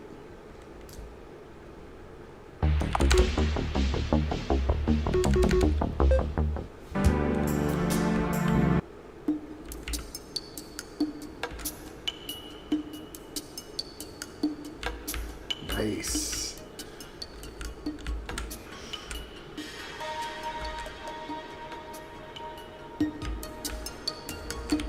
Cult Eagle.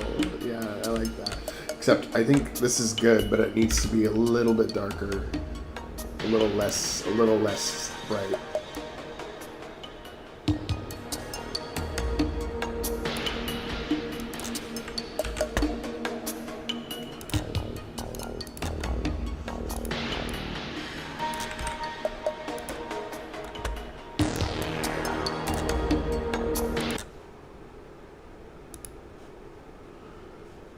I know, the lighting effects help a lot. Like, it really makes the game pop. And this lighting effect plugin doesn't lag too, so I had to take out lighting effects and then I added them back in because this plugin doesn't lag and all the other ones did. Nova lighting plugin. It's not free, it's like $10 or something, but I thought it was worth it. I got it for free though because Killer Jin made it and just gave it to me, so. Or Killer Jin, somebody on Killer Jin's team, not Freddy himself. Okay.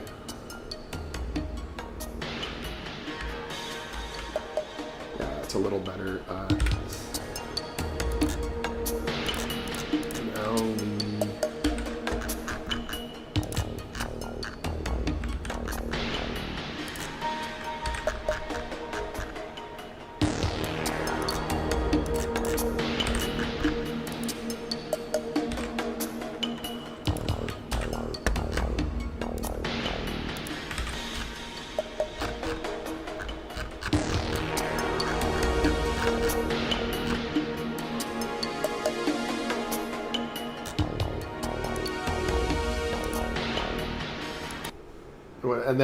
And then maybe a third eagle, Bolt Eagle.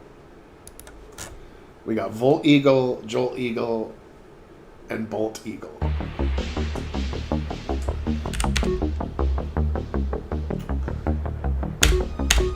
They could be brothers.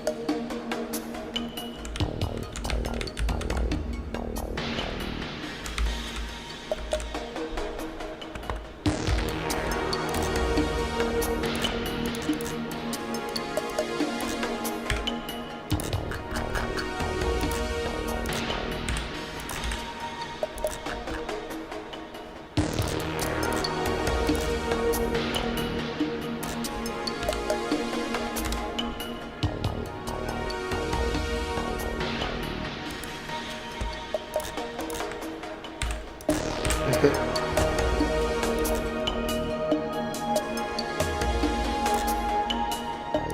think it's starting to look like a decent underground water pumping bunker thing. I think it's coming along.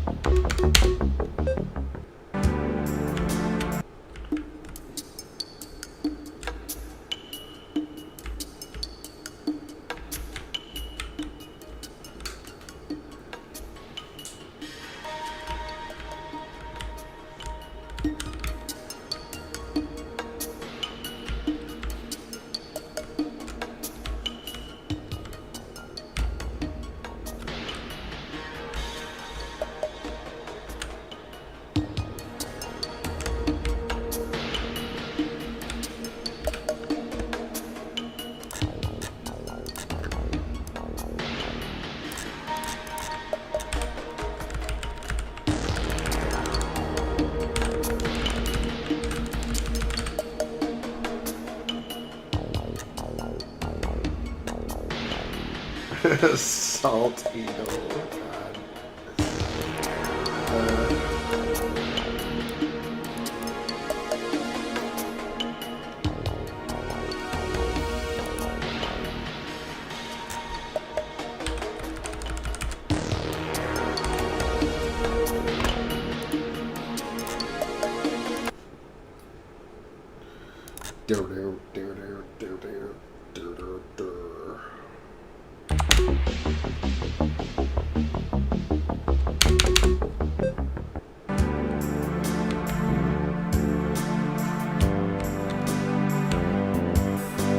What do you guys think of the werewolf statue? I thought that was a nice little touch, as well as the wolves. Maltese.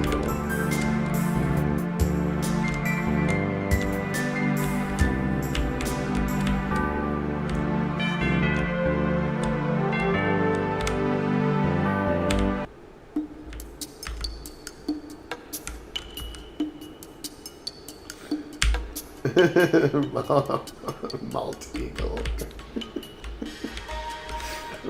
that one's pretty funny though.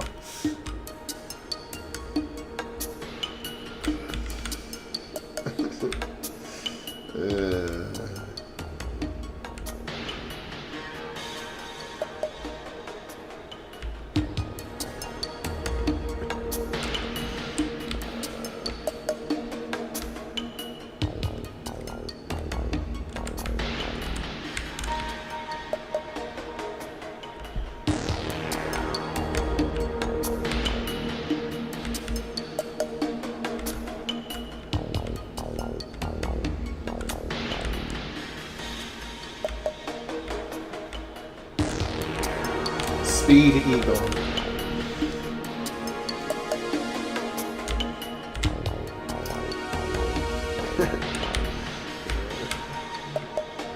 He's gotta be careful not to blow a gasket though.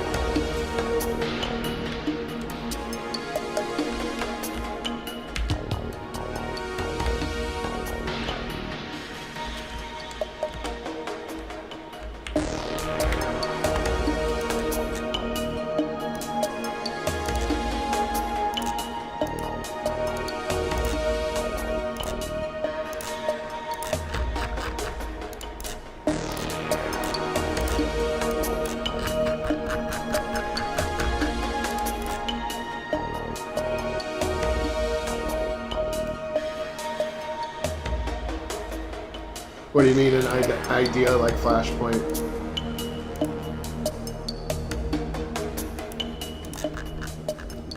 Because I might have not seen that or know what it is, so.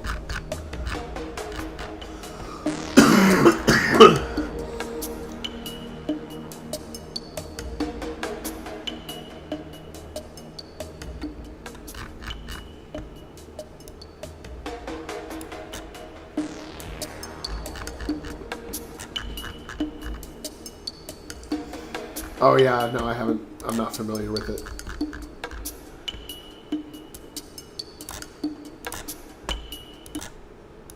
I am not familiar.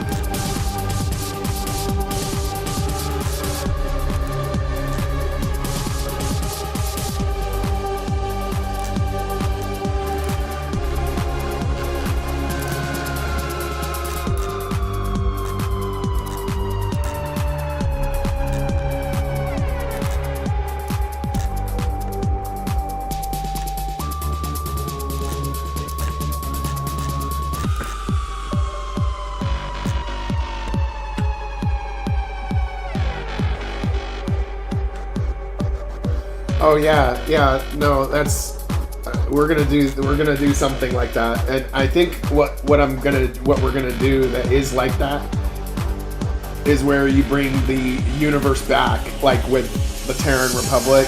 Like you actually succeed and bring it back, but an even worse thing happens if you do that. And so you decide, you're like Everson and Archer are like almost home, and it's like so close they can almost grab it, and then they realize they have to set it back the way it was, the world that they no longer belong to, or that they never came from.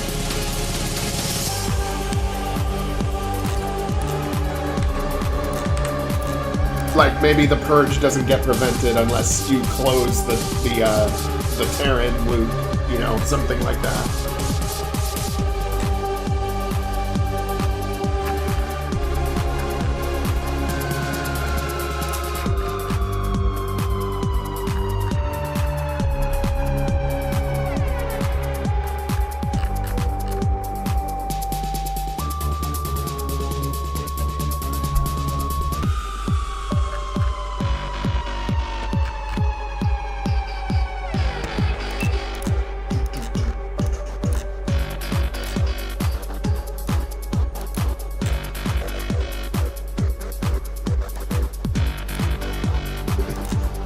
I'm still laughing at Malt Eagle though. That one made me laugh.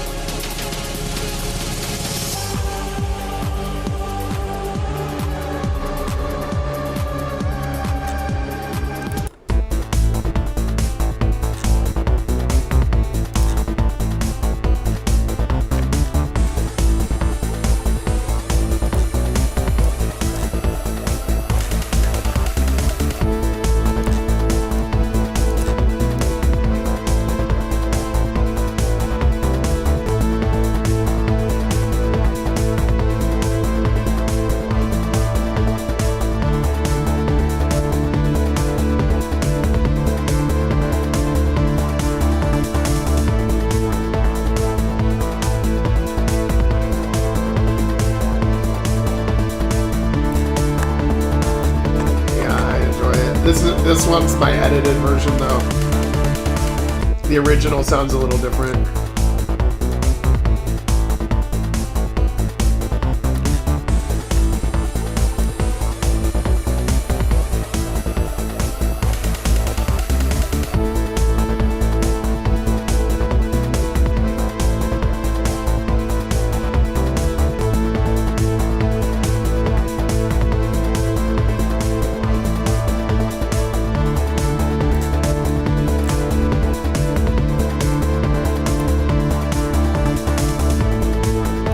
Because I had to make it looping, right? And so if I go to the original, I'll show you what that one sounds like.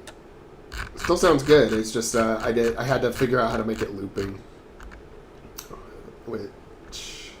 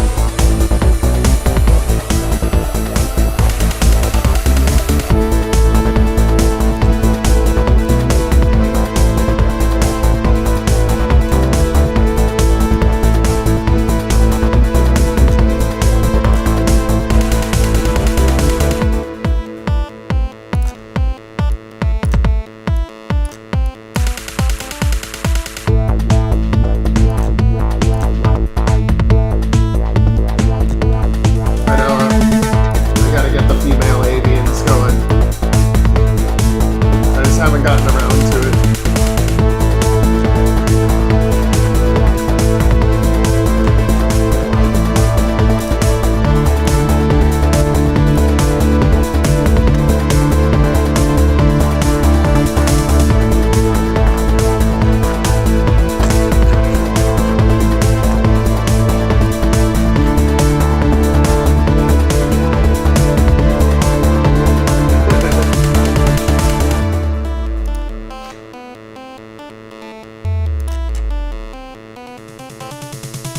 So that was the original.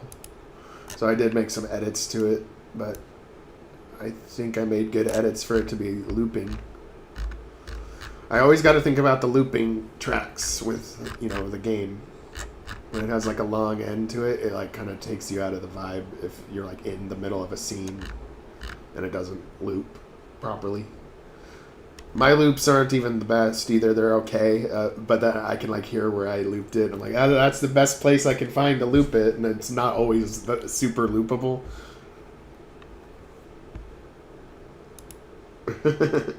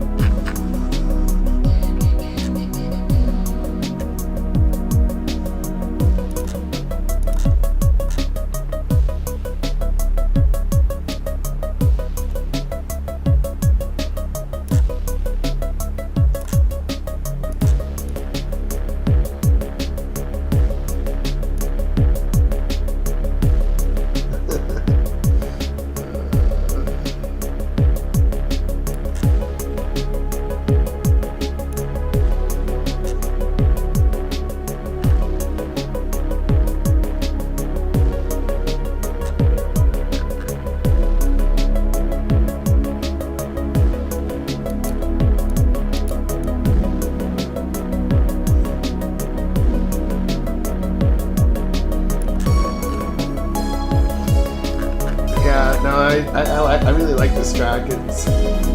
It's like, we're gonna do our best against all odds.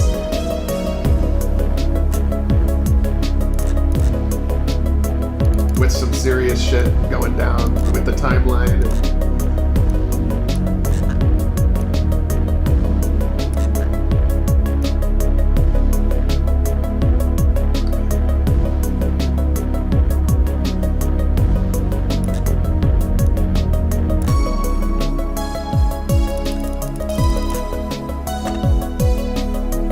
Starting to look like a map.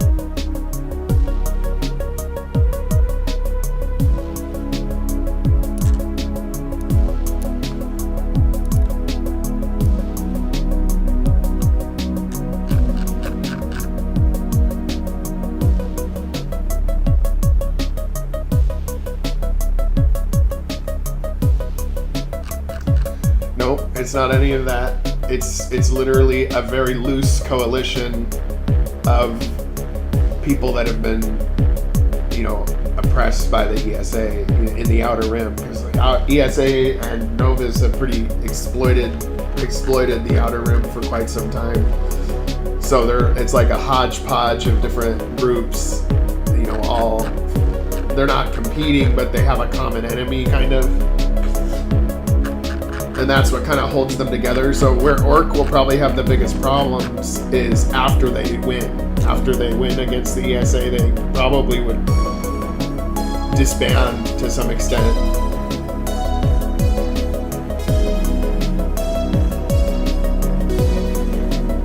Yeah, and I like that this is, the Rebellion's going to have two rebellions. It's going to have the Cainite Rebellion as well as the stuff going on Infernis, and it like triggered the changes that would occur to make the Outer Rim Coalition a fighting force.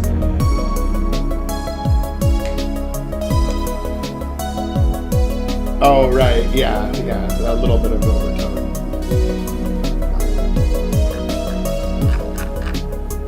Basically, they're like, we're not the crazy ones, okay? We're just trying to live our lives in peace, but they won't let us. That's basically what the Outer Rim Coalition is.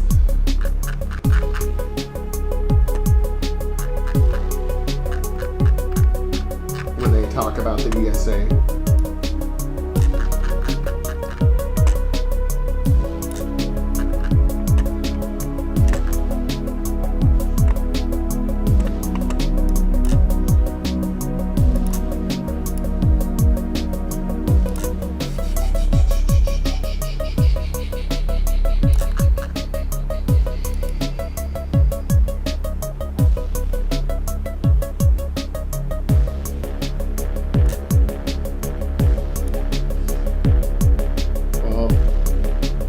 I think it's the other way around. I think the ESA is gaslighting them.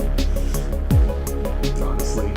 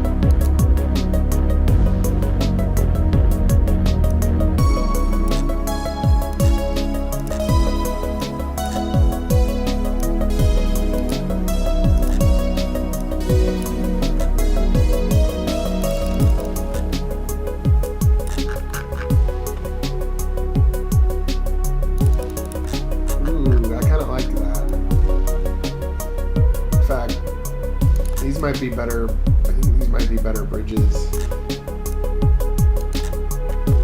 They seem more like makeshift little bridges.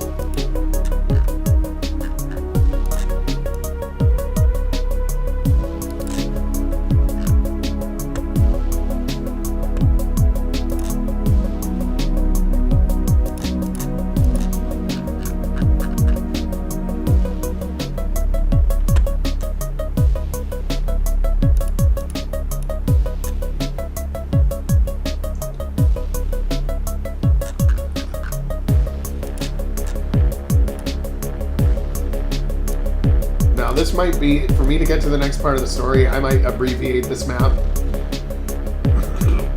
just to get to the next part and then get back to it later, but I'm just trying to blow through this as fast as I can.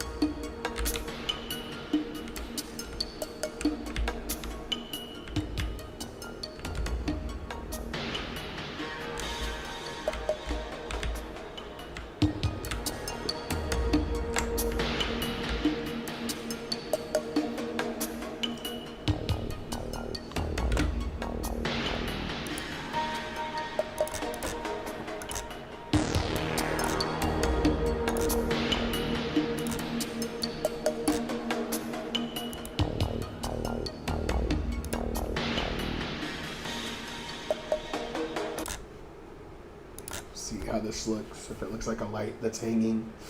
Because if it does, I'm going to have to use them in the other parts.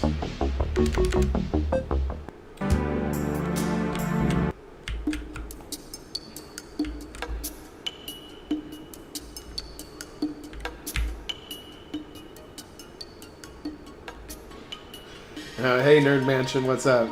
Yeah, no, I don't mess around on Saturday. I wish I had more days of the week to work on it, but I'm just super busy. And we're just creating the next part where we're trying to sneak into the Grand Palace from the underground water filtration system / bunkers. And I just started on I think this has been like 2 hours now that I've been working on this, or an hour and a half or something. I'm probably going to abbreviate it though so I can get to the next plot point.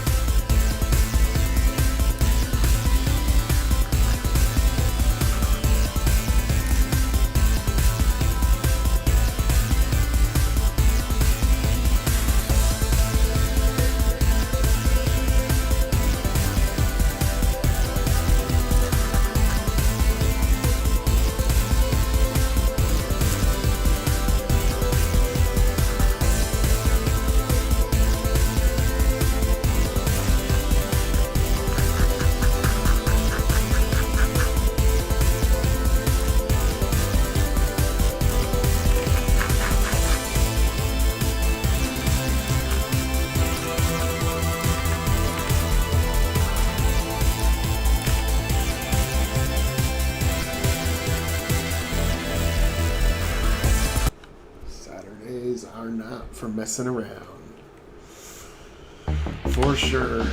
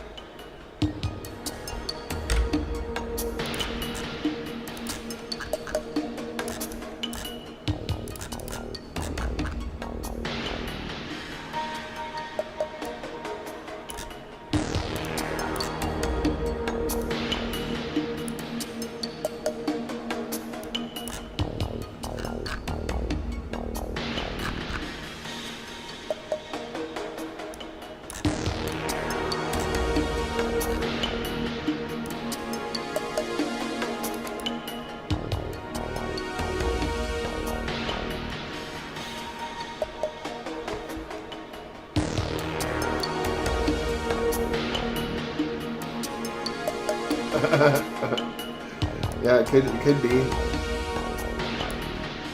If we got a little too out of hand.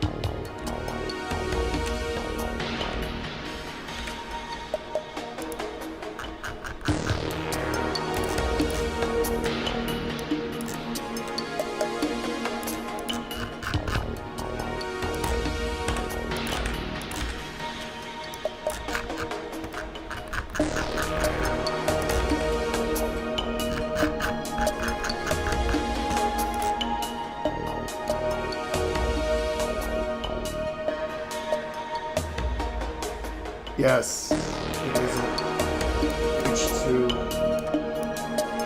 H2FO converter, H2O converter.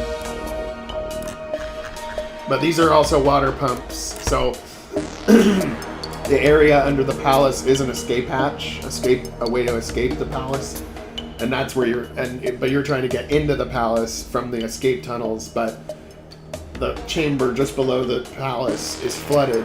It's for security reasons, and so you have to do some kind of puzzle or whatever to get the pumps to pump the water out of there, and then you can sneak in, and then you'll be in the basement of the palace while there's a party going on.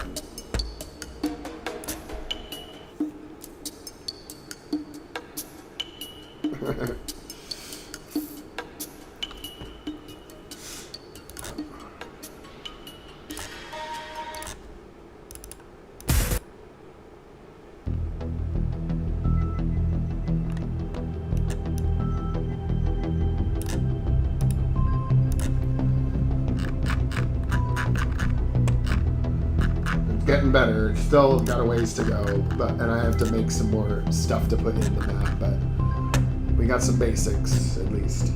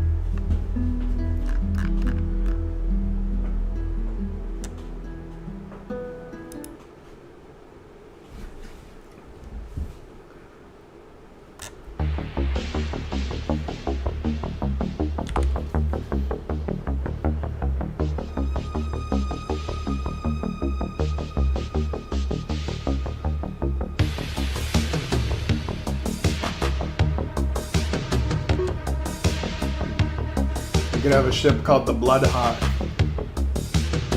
Stormhawk is good too. Oh, but since it's Terran Republic, it'd be more nice.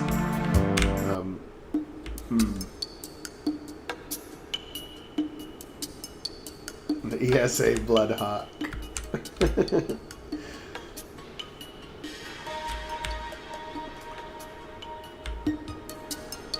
I think, yeah, too many lights with the ones in the middle.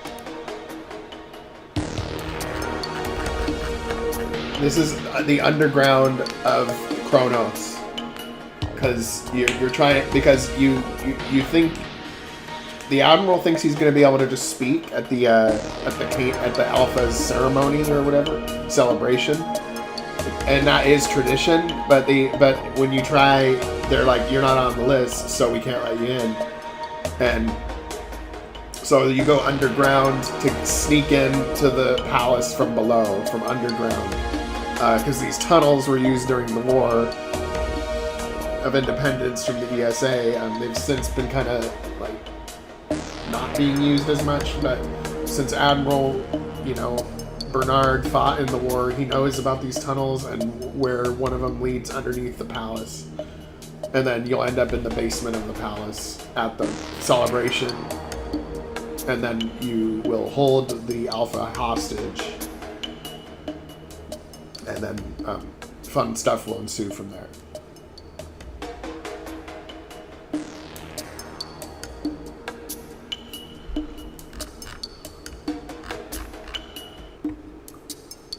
And once the information is revealed, it creates total chaos. And the Alpha will even say, like, I knew this would happen, if we stayed with Kronos's policies. I did what was right for the Cainites, and you know it, and it's like, well, you were corrupt. It's like, yeah, but I kept us at peace.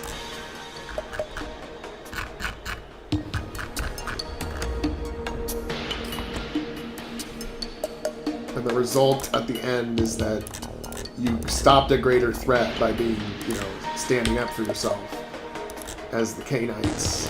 But it created a very big problem on Canis.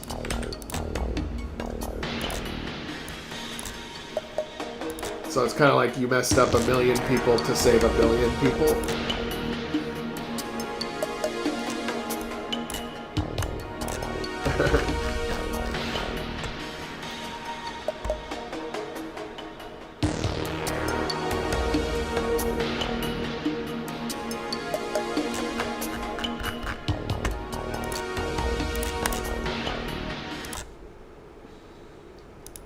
There's gonna be stuff in these rooms, like computers and stuff like that, but I just doing one piece at a time.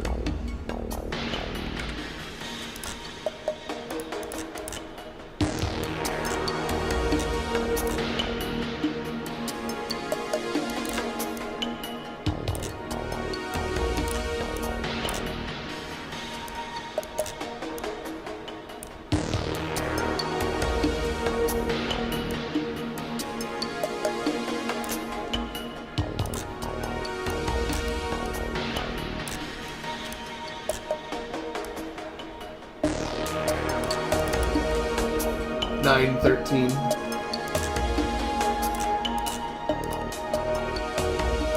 For a flashlight.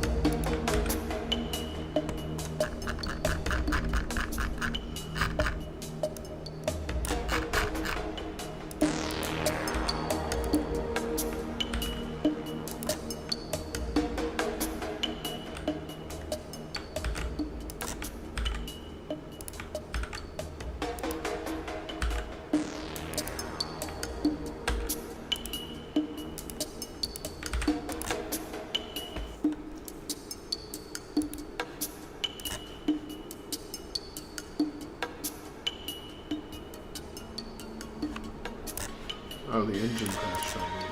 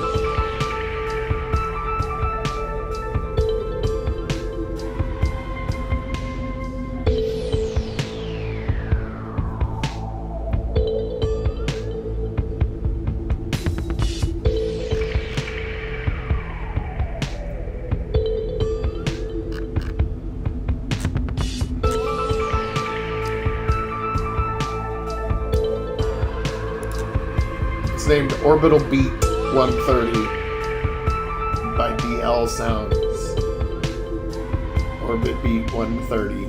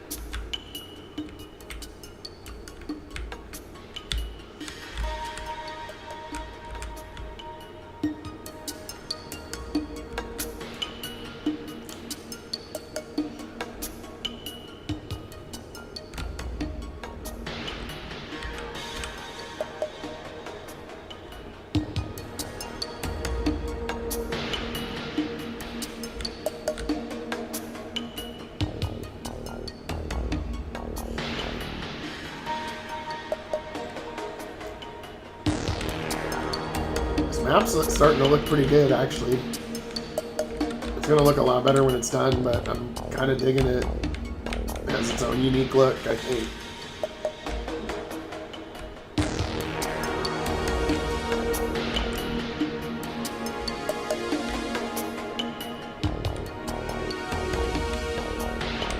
So let's try it with the lighting effects off.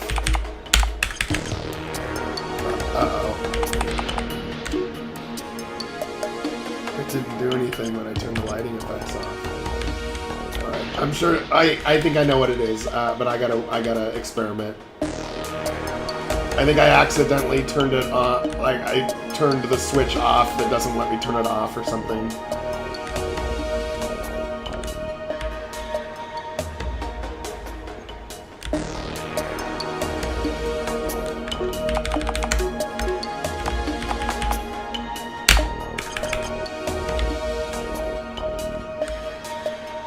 Oh, you know what I did? I know what I did wrong. God, I hate when I do this. I forgot to give the lights an ID. That's what went wrong. The lights, see that the little one right after? That's basically what I forgot to do. So you can see that when I put an identifier on it, that I can turn the lights off and on at will, but if I don't, then it's just always on. And when I copy and paste from some of my earlier maps, I accidentally forget that. But I bet it works here, because see that wolf statue, I know it has an ID. Yeah, it's just because I didn't put an ID on the lights. Damn, that's a lot of lights too.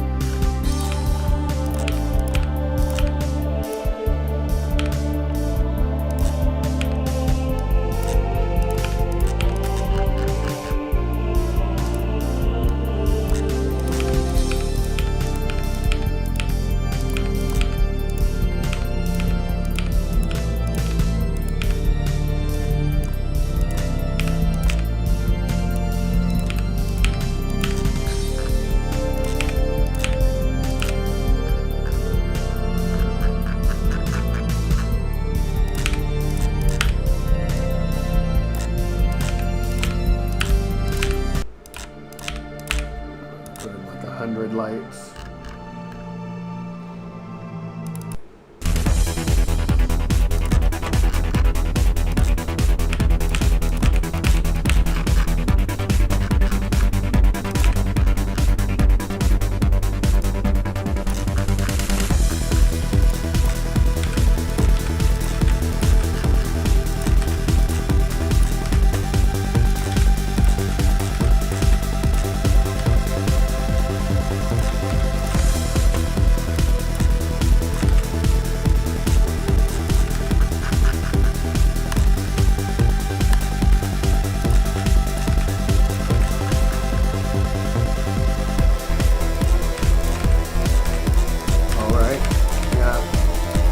Keldar's theme.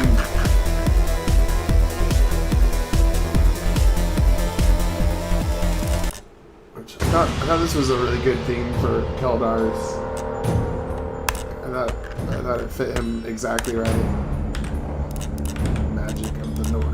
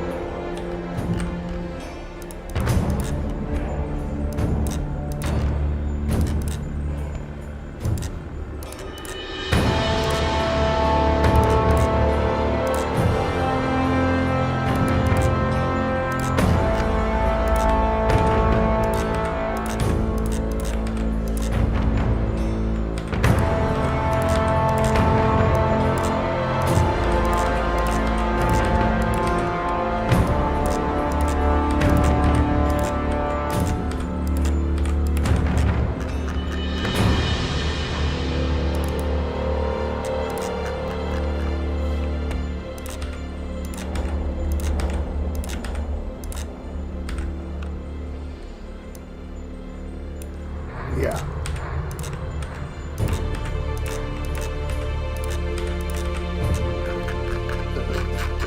It's pretty good for like a final boss fight. But mysterious.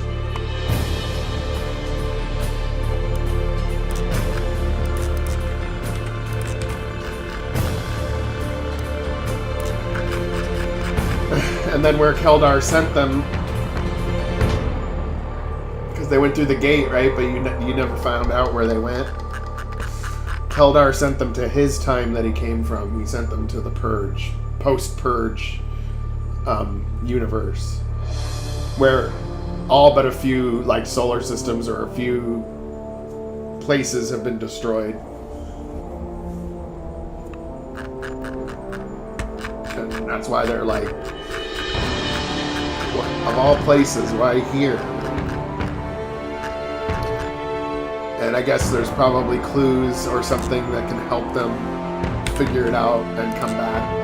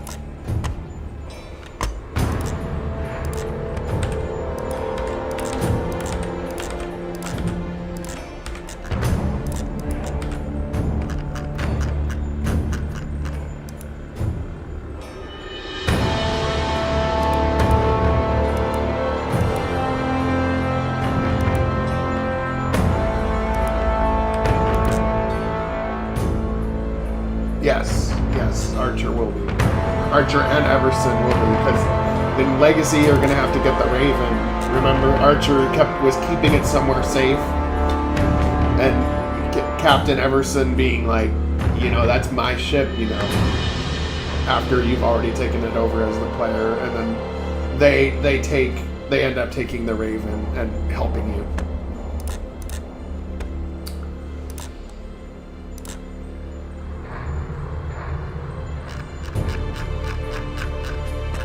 Or the captain does. Maybe Archer comes with you, depending.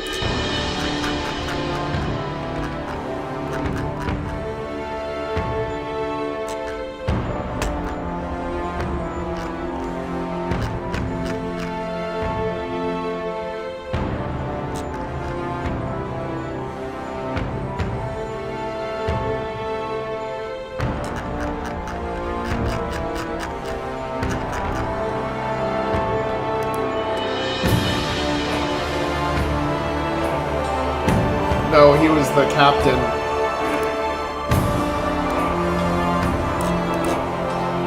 He was the captain, and when he started with the Raven, he was much younger. So he's from the present day, but he's been doing so much activities that he's aged, even though he's from the present day.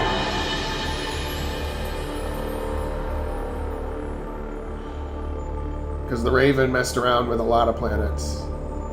Like, he was dedicated to his mission. But a lot of planets got fucked up. And the Malarians were one of them.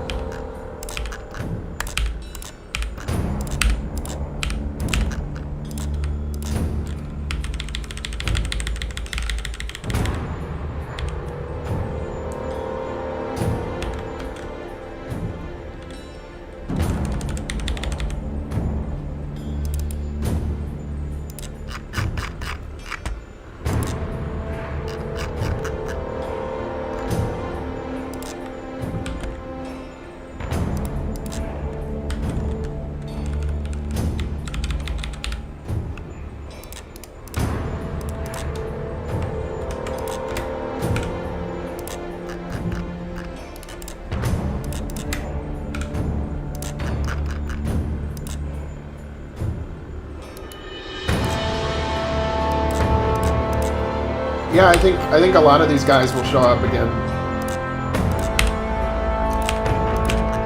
Can't say for sure, but yeah, probably.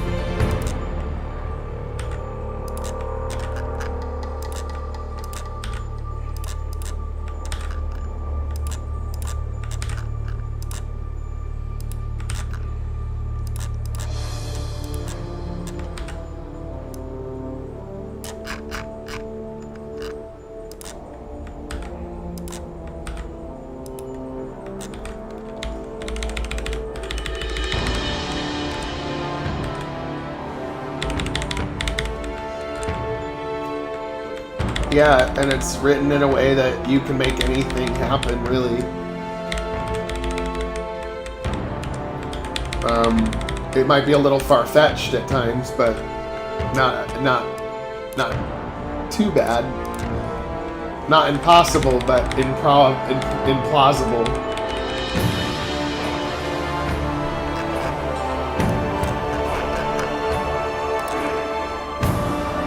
Improbable, not implausible.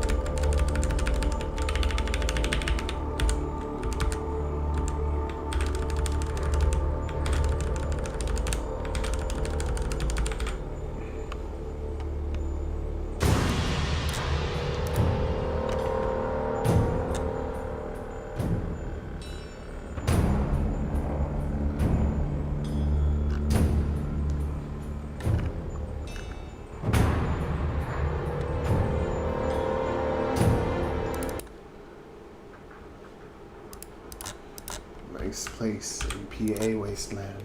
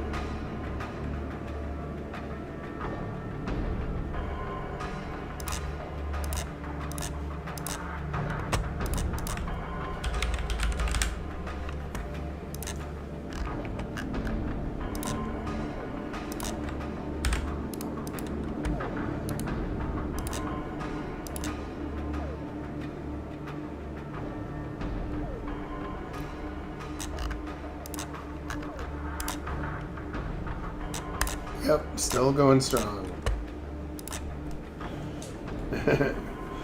Welcome back.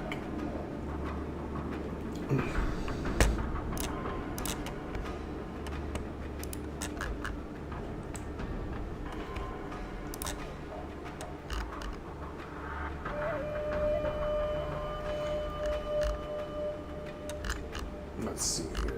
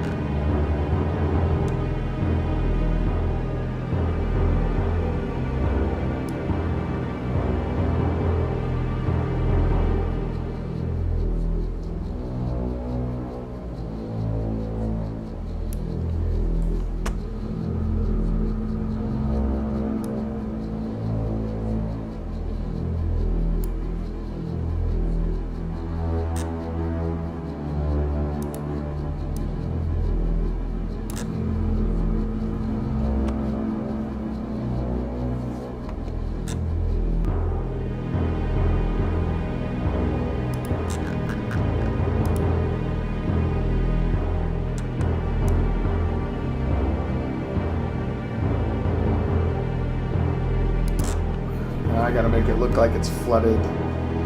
That's gonna be a little bit tough.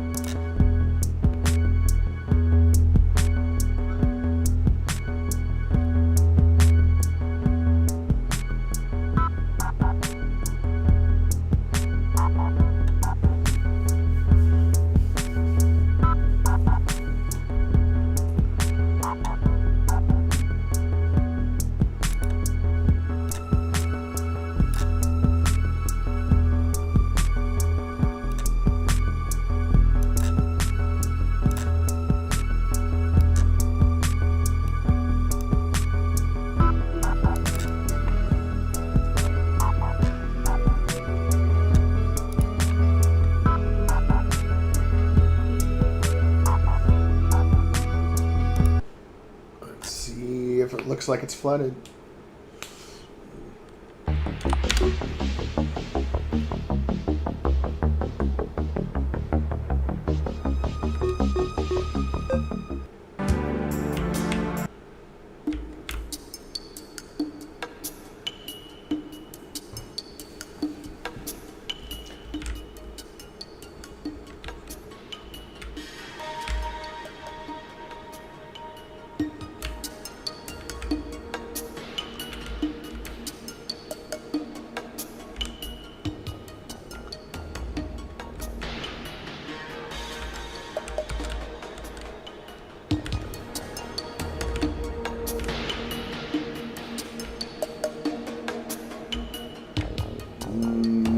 Sort of.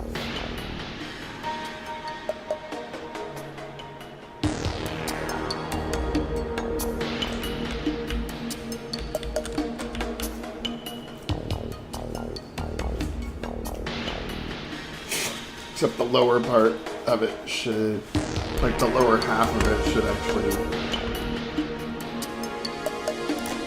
I know what to do.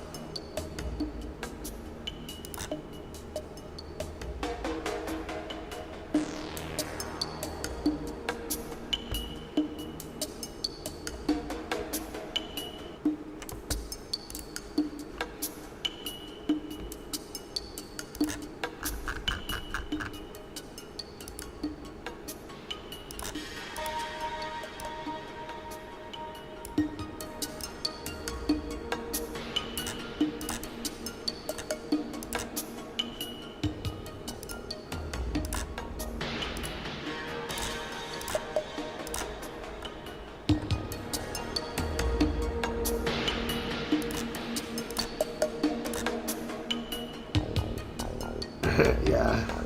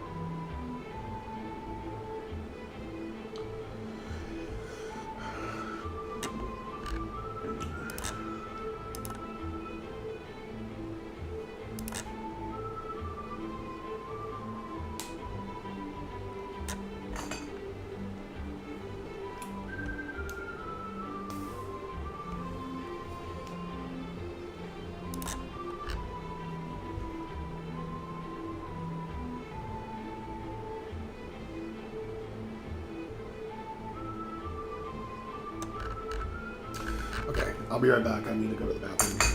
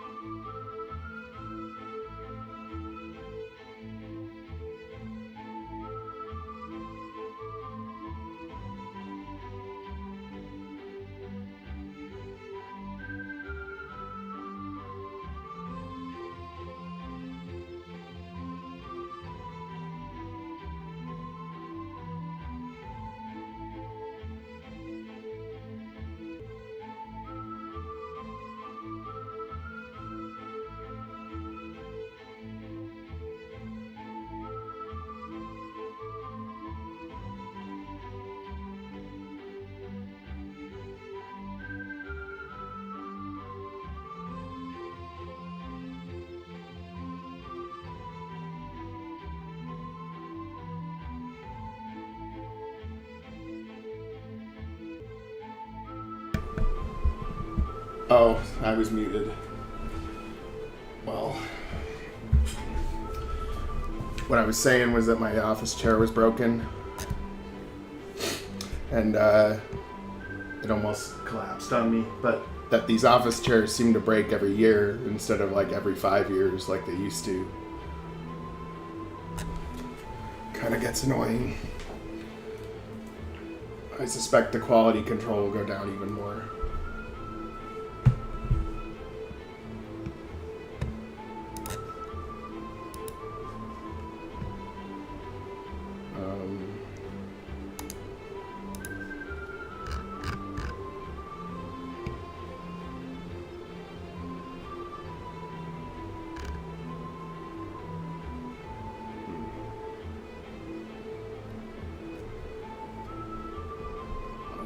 I'm just gonna pour myself some water.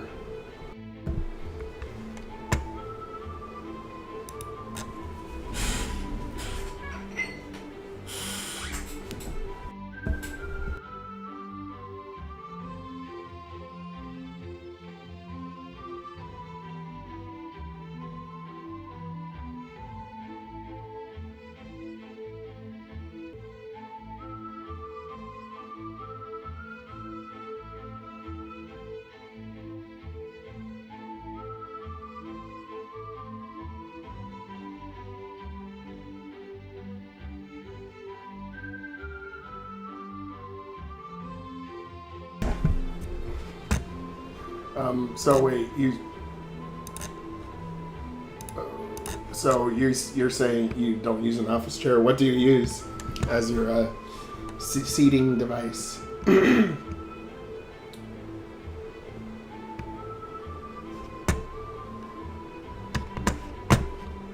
It's a little smaller.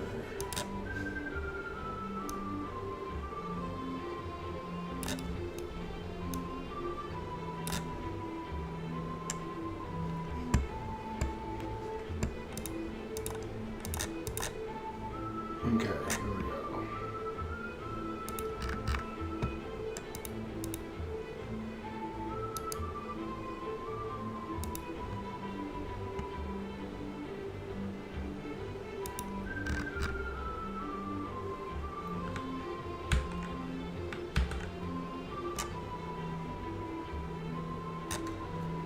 Oh yeah, well the problem with me is that I spend a lot of time sitting.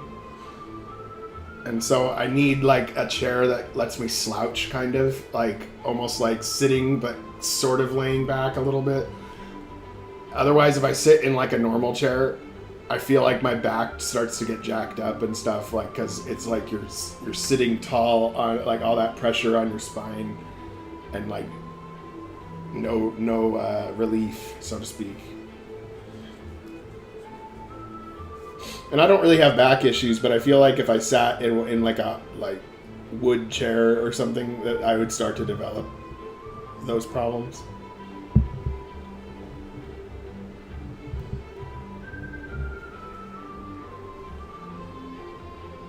Let's see.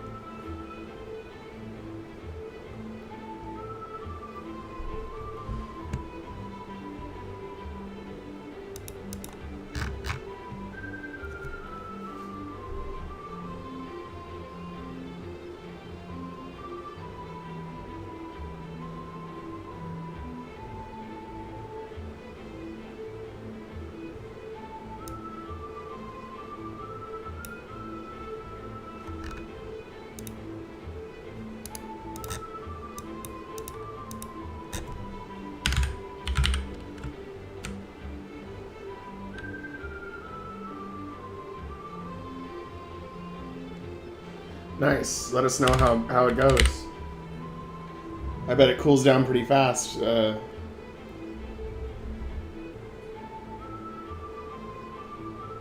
a van.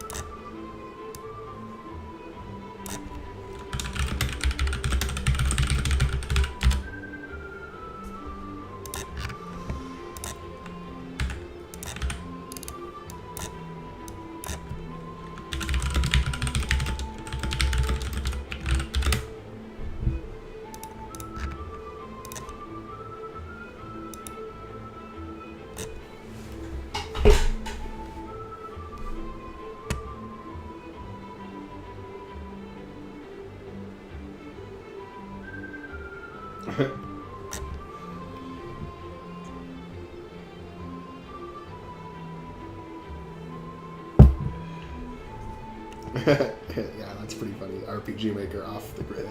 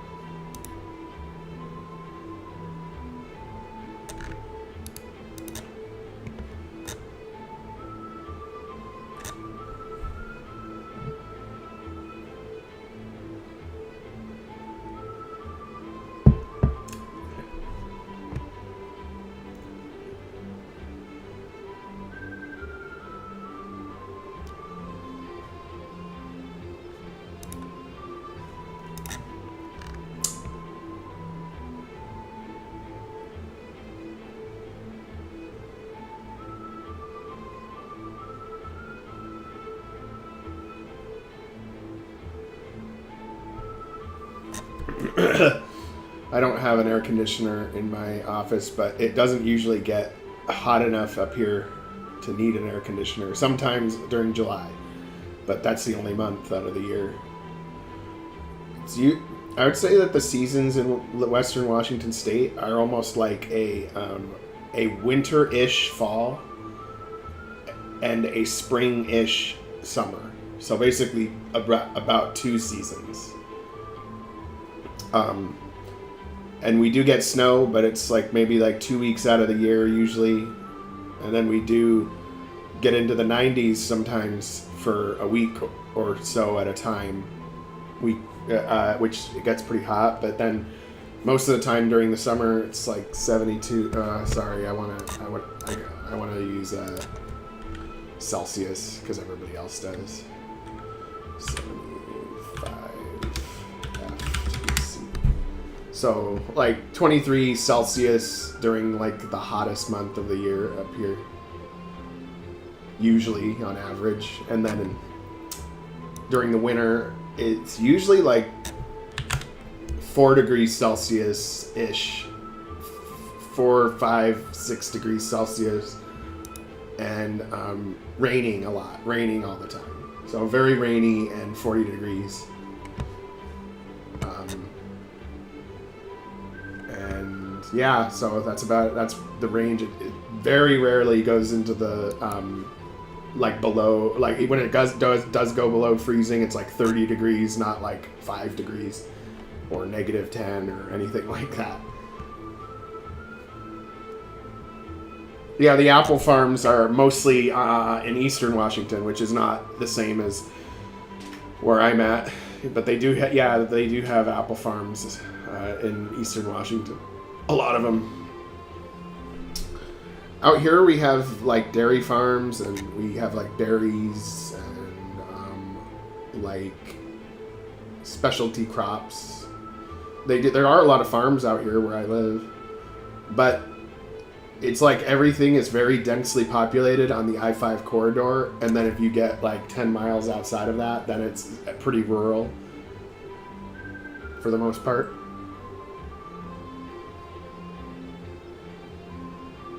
Yeah, I think Yakima is eastern Washington. Pretty sure.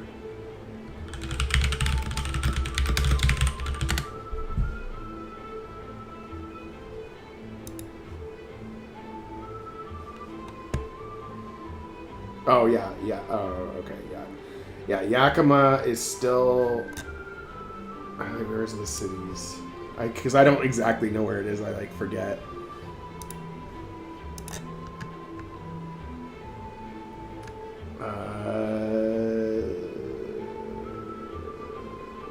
Where is it? There it is. Okay. No, so Yakima is kind of in the middle, but I can tell you that the dividing factor between Western Washington and Eastern Washington is the Cascade Mountain Range. And once you go through that, the climate totally changes and everything from either side. And then I live like way up here, like close. It's like a 20-minute drive from Canada where I live. And then I grew up around here in the Seattle area. Renton and Kent, which is down here. And they are like different states. They operate like different places. Like Eastern Washington is a totally different culture than Western Washington.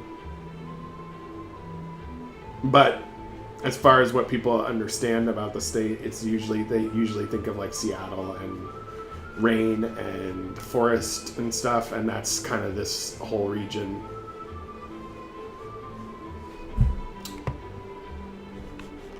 So yeah, it's a nice place to live. It has its problems, but I've been to a lot of other places and this isn't so bad.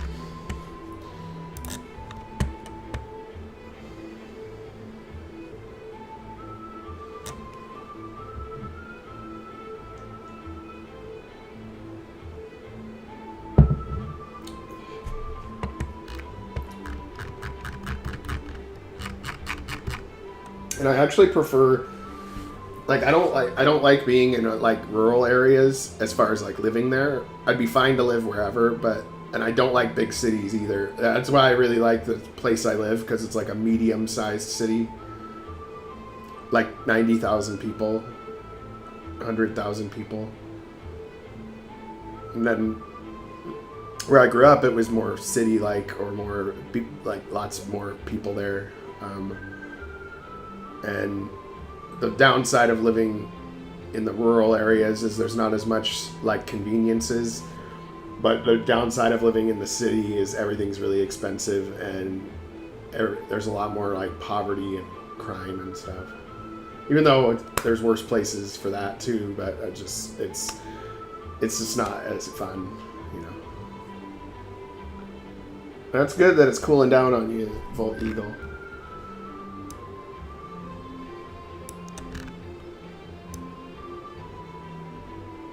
A nice and cool 109. Come on, give me a break.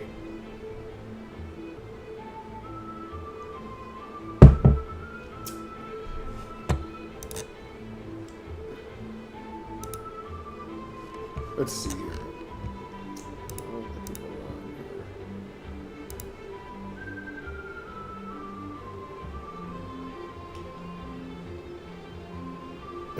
Yeah. But I just prefer living. I like Bellingham.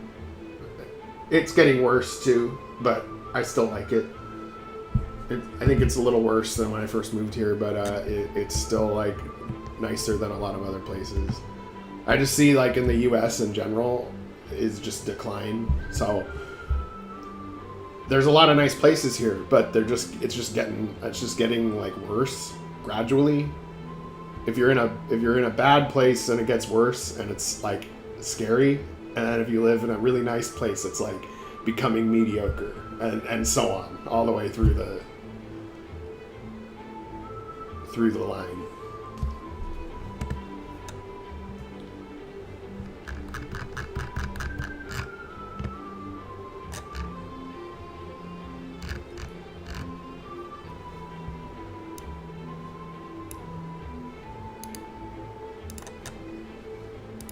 Then we have, what's his face? Argus, give a nice dog bark.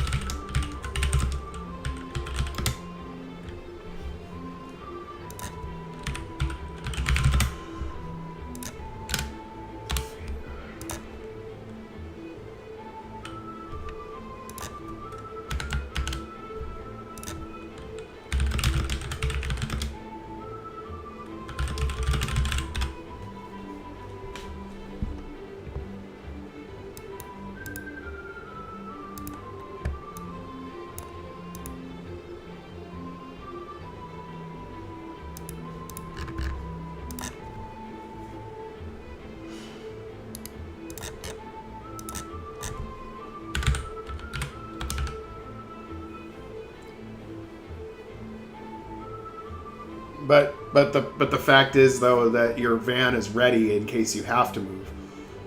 So like if shit hits the fan and everything falls apart, you know, you'll at least have like a way to get somewhere else with like the basics of what you need. It's not a bad plan really. The only way it wouldn't work is if like there's no gas, and you have to park somewhere kind of out of the way and stay put.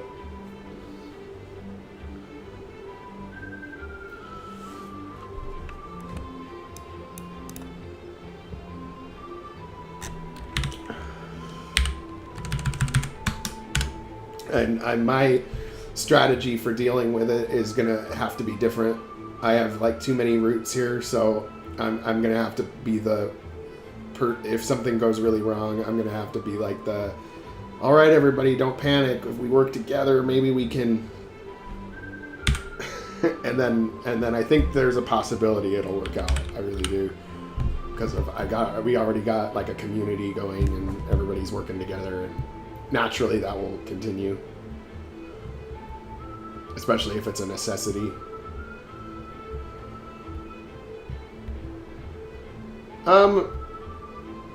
I would say that the gun laws aren't that bad, but they're starting to get that way. So, you know, Jay Inslee's our governor, and he's really pushing. Like, they just passed a law that said that they can't sell high capacity magazines, and so, you know, stuff like that. No, I'm not going to lead any resistance. I am going to try to survive any way I can. That means cooperating with the authorities to an extent. It means if there are no authorities, forming a network of people that are working together to keep each other alive.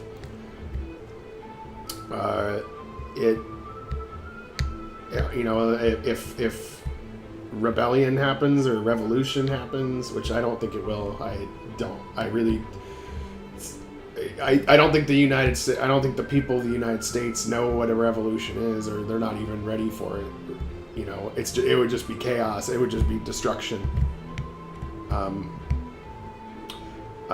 then because there might be a group that can overthrow the government, and then they wouldn't be able to govern, right? That's what would happen. So you'd have to have a revolution inside of a revolution. Which does happen in a lot of revolutions, by the way. The people who seize power are not able to govern once they do, and that's very common. And then there's people that would have never gotten involved, but because the people that took over were so bad, they have no legitimacy or justification, so they get overthrown, and it's like a revolution inside of a revolution.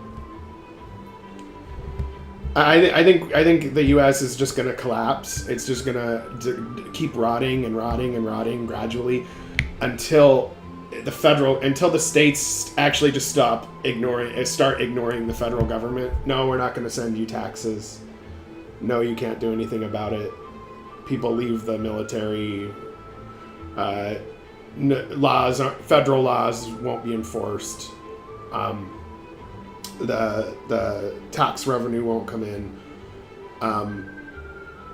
It'll still maybe be called the United States, but in effect, you'll get regional governments, like the West Coast might work together like they're more of a country than the federal level. You know, like the Pacific Union or something. Well, it'll be some kind of like economic thing that will turn into something like a smaller version, a smaller nation. I think we'll just rot, and then the good part about it though is that after that happens, like people will have to adjust and get smarter, and yeah, it's gonna suck. I mean, many other countries have gone through this.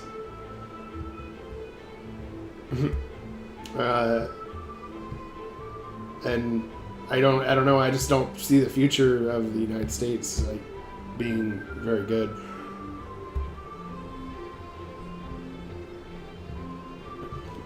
Yeah, I've seen those at the gas pumps too. A lot of those. It's funny.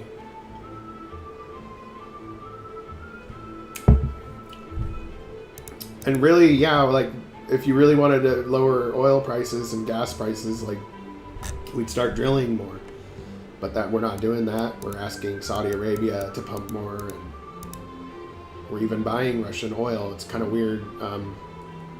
So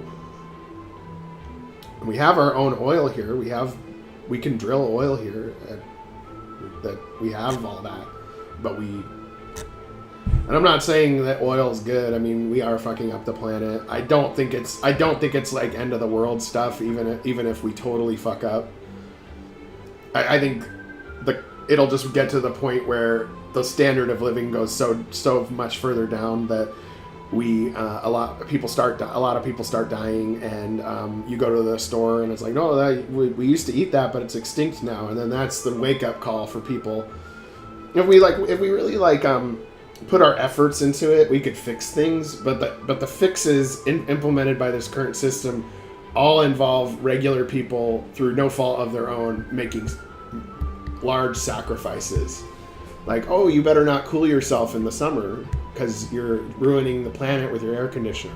Oh, you better not use your car. You're ruining the planet. And all you're doing is like getting to work, going to the fucking job that they tell you have to commute to every day, even if you can do it remotely. People are buying too much stuff. They're too selfish. They're too consumerist. Oh, but let's make stuff break every year. Let's make it so that like it used to last like 10 years. But now it lasts 3 weeks, and let's just do that again and again and again, and then blame the consumer for being gluttonous.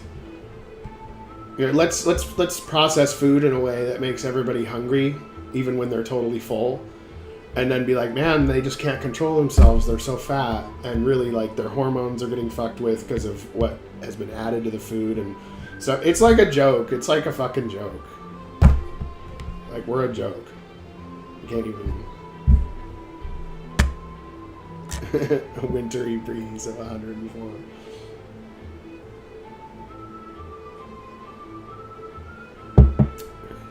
And I think we will solve it. I'm not, I define myself as a short-term pessimist and a long-term optimist. Sometimes things look pretty grim in the short run, like pretty damn grim, and then in the long run they get better after it gets worse. And everybody kind of wants to live during the time of where things are going up and they see all the progress happening. But the fact is, you're just dealt the card that you're dealt. You roll the dice, and you might be born during a time when another meteor hits, and then that would be hell on earth compared to now. And we'll reminisce about the good times of 2022.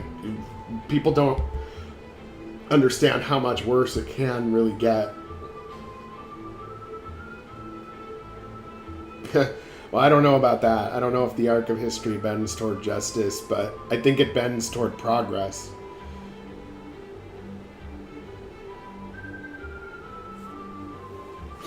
Right, and I consider that progress. Justice, though, I have a hard time with that word. Because it seems like a subjective term to me.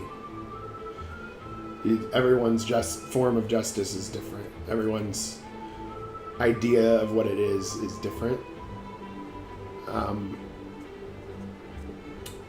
But if progress is made, then you hit people, they aren't 3/5 of a person anymore, and whatever.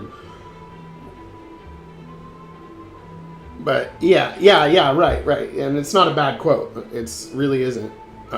But again, you also have people today that are like, we need justice, and they might not be referring to justice. They might be referring to something else. Maybe revenge or something else, right? So I see a lot of that too. So I just try to focus on the future. Well, what do we want the future to be like? And let's do it. Let's build it right now. Okay, bad shit happened in the past, but let's build the future. It's up to us, right?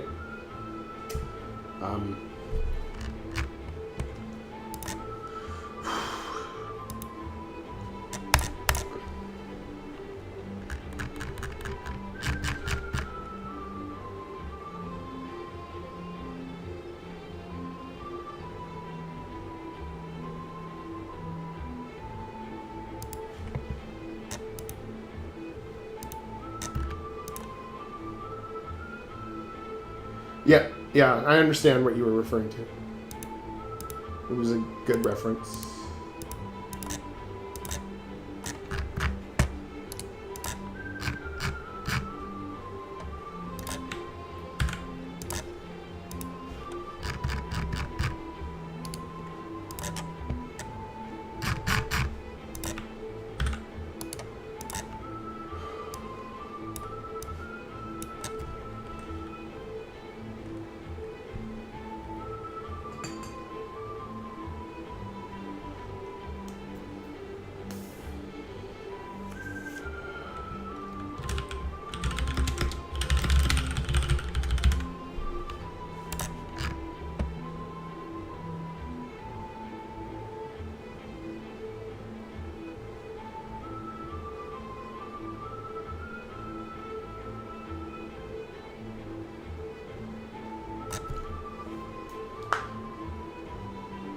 Yeah, yeah. Starshift Universe can open up a lot of scenarios that you can use to show pieces of morality that relate to the real world in some way. Of course, it's an oversimplified video game world. It really is, but I do try to slip stuff in like that where, you know, it'll make the player think. Like, I try to... A lot of, like, the story shit I come up with is based on... loosely on stuff in real life. But not, you know, entirely. It's just for fun. It's just fun, but at the same time, you know, maybe there's a lesson you can slip in there that won't be preachy, because you got to do it in a tasteful way where you're not just like forcing your ideology on the player. A lot of like movies and TV shows and books have that problem. You know, the reader or the player or the watcher has to come to their own conclusions, and it has to be presented in a fair way or a plausible way to work. yeah, I kind of did have a little bit of that in there, yeah, like with Seth, like a space version of that. And people from another planet like took him to their world and stuff, so he thinks, so it's almost like if like God took you somewhere or whatever. Like, and he gets all culty. And then he changes his, but then what's cool about Zeth though is he changes his course once he realizes that the Outer Rim Coalition can help him, and that he was fighting the Restorer for nothing. And then he goes with you, and you know, peace is restored. So, you know, he's not a bad guy, but he was put in a very bad position, and he tried to keep it together, but made mistakes.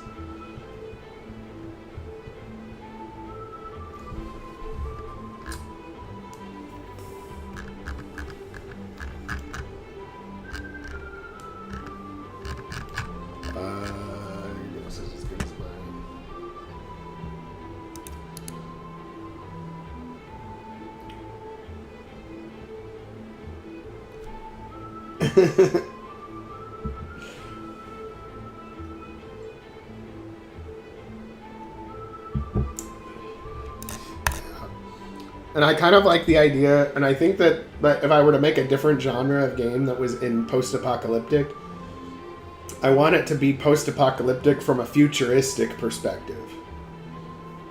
Like a post-apocalypse from the era of space travel and high technology and stuff.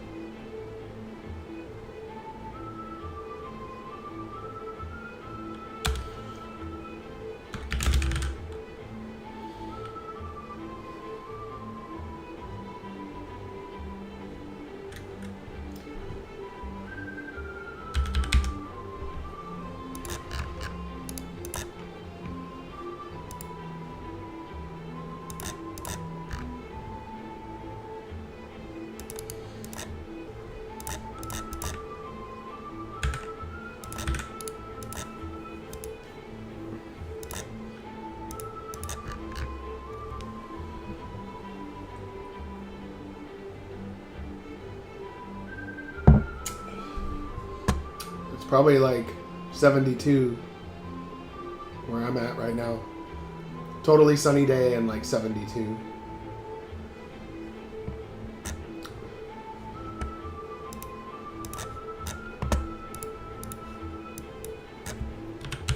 Or 22 degrees Celsius. 22.2 degrees Celsius.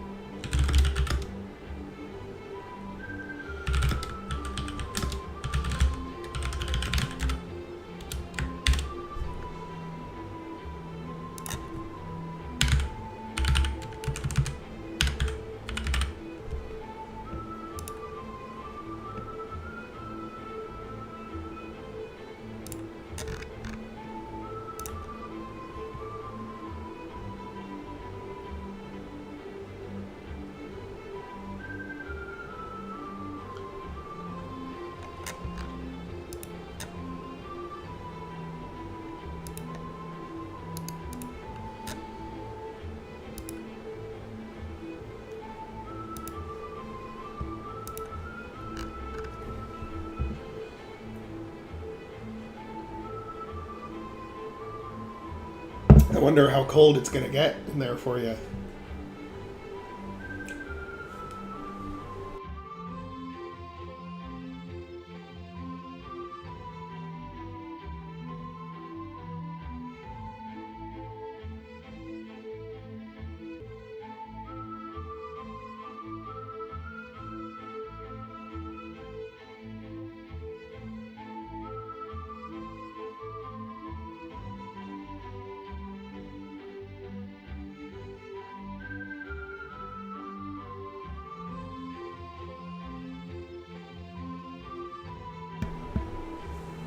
Let's see here.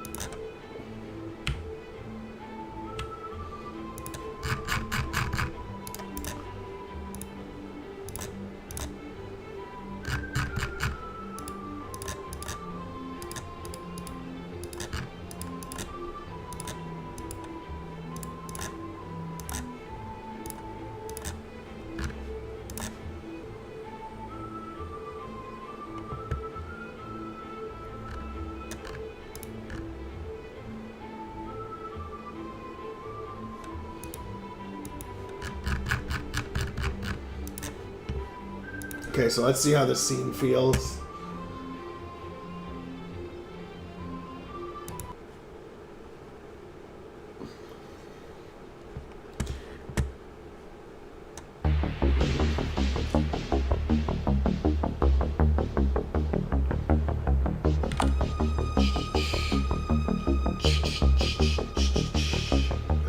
Man, the title screen is so catchy.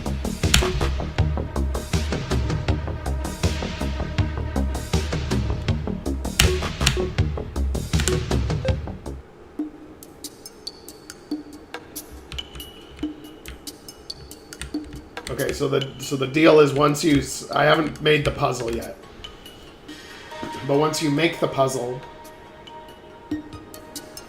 Like, once you... or once I make the puzzle, and the player completes the puzzle, this area drains. So right now it's full, so I haven't solved the puzzle yet, but since I haven't created the puzzle, what I need to do is make a temporary, make it so that the event temporarily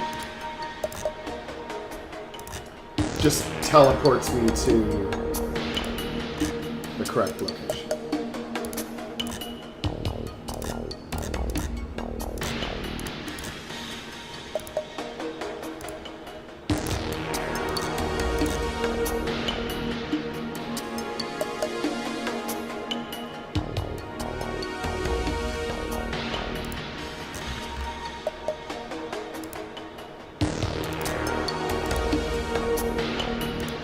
I'm going to have it teleport me to the same location that I'm currently sitting at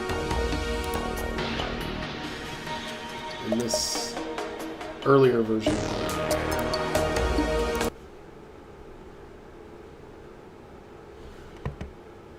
And then we want some like glowing water, of course. We gotta have that. Make the scene look really, make the scene pop.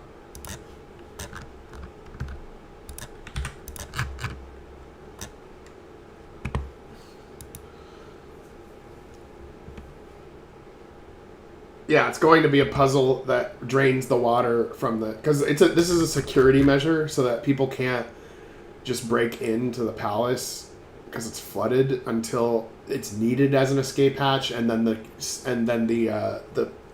entryway is drained. And so it requires some kind of majiggery to drain it. And then you figure it out as the player, and then it drains. And then the next time you come back here, it's drained all down.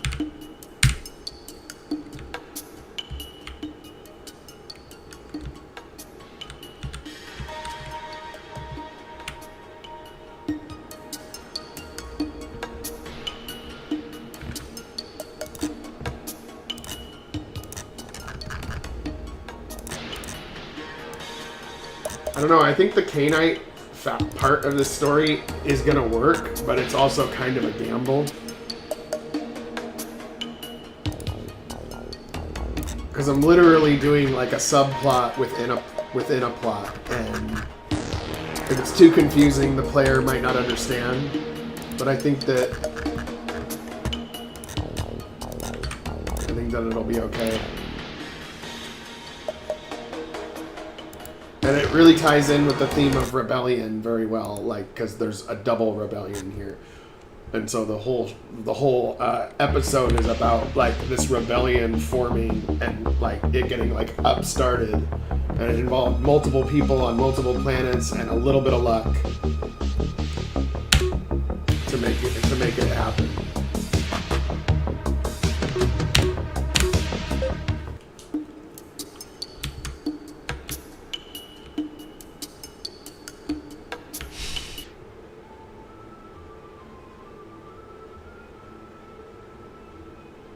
So we hear the alien whistle, but it's 5% of 40% volume reduction. That's why it's like much quieter than even 5% right now. I hear music. We're in the basement of the palace. The Alpha must have started the celebration. Okay, listen up. Our first objective is to gain access to the alpha's chambers. From there, we'll be able to upload the data for all to see. Okay, I need to change the position of my main character to be like a few squares up while they're having this conversation. We have to time this just right. I might want to say timing, like the timing on this has to be just right, because we have to time this. Like when I say it out loud, it is easy to mispronounce this part. Otherwise, information lockdown protocols will be implemented. If that happens, we will have come all this way for nothing. You must wait to upload the information until I begin my speech. Easier said than done. I'm sure the Alpha's room is heavily guarded, especially during events like this. Correct. What happens after the speech? Your guess is as good as mine. There's a lot that could go wrong here. We just have to try our best. This is bigger than Canis. The fate of the entire sector rests on the actions we take today. That's a lot of pressure. I know. But what's the alternative? We stand back and let the ASA steamroll us? Let's do this.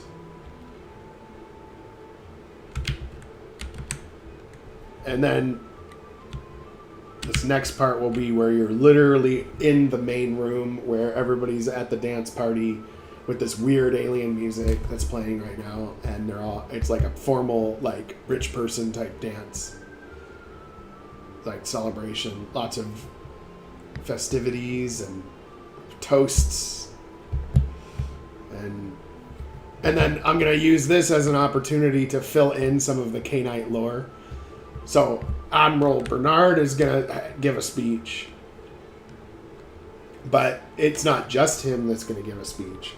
There's going to be other social parts in this that will kind of fill in a little bit of like the K-Knight history and everything like that. And I think it'll be good. And so the music is super quiet in this part. And then I think I'm gonna make like a long stairway.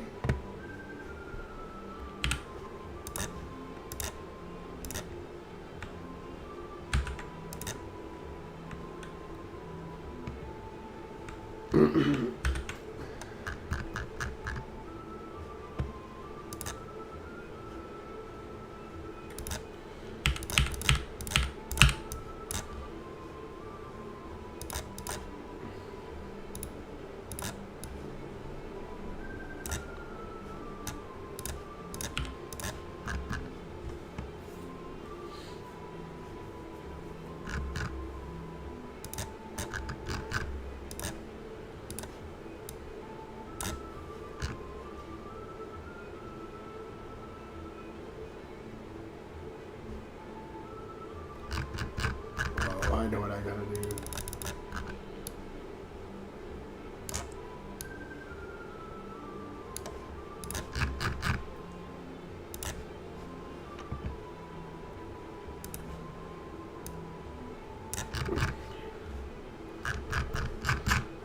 Yeah, why not have two? Why not just have two of them? Like, because it's probably a pretty tall staircase, because this is like a bunker almost.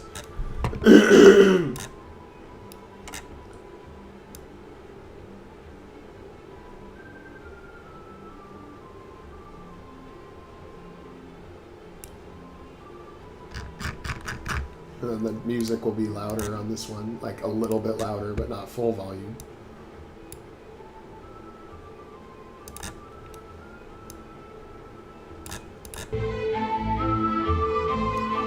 Still too... yeah.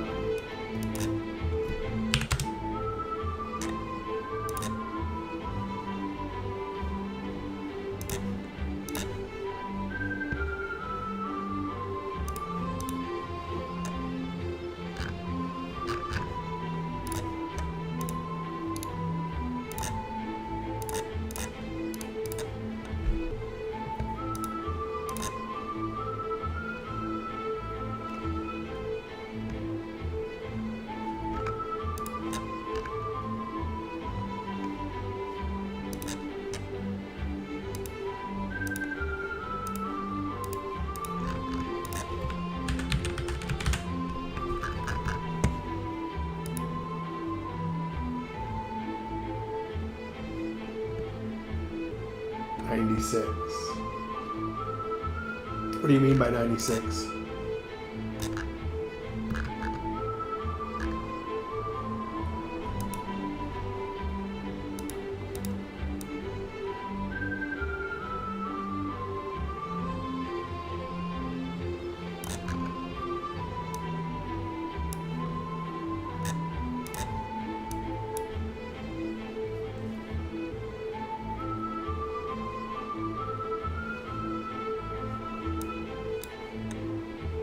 Oh, sorry. Yeah. I totally forgot. I thought it was in reference to double shift or whatever for a second. Okay.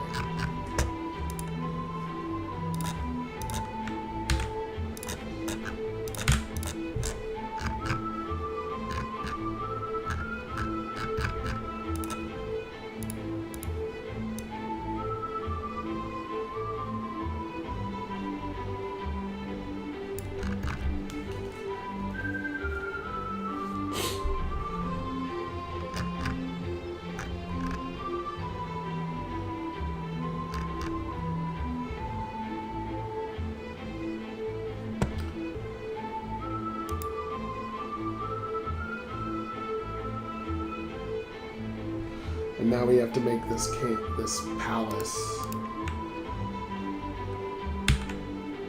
Now we have a whole new type of map to make.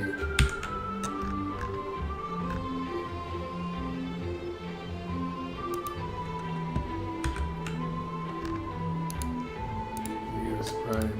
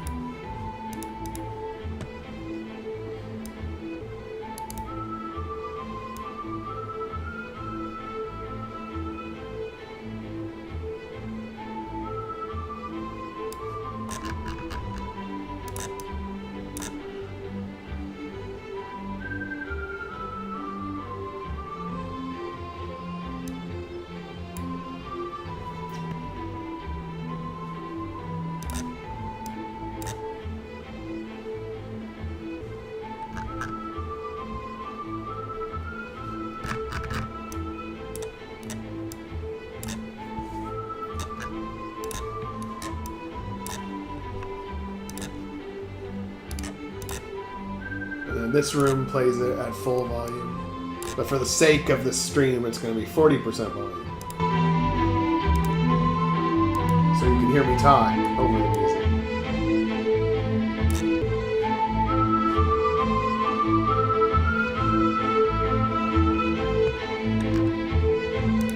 It's going to have really nice carpet.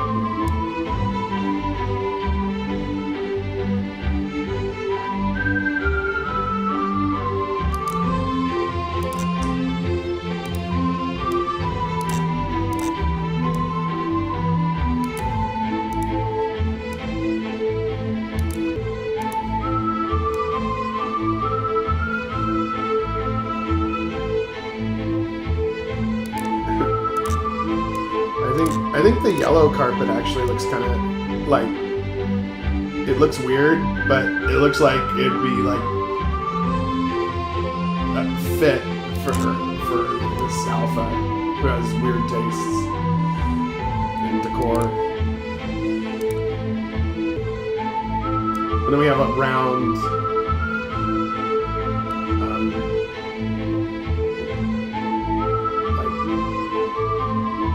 carpet area with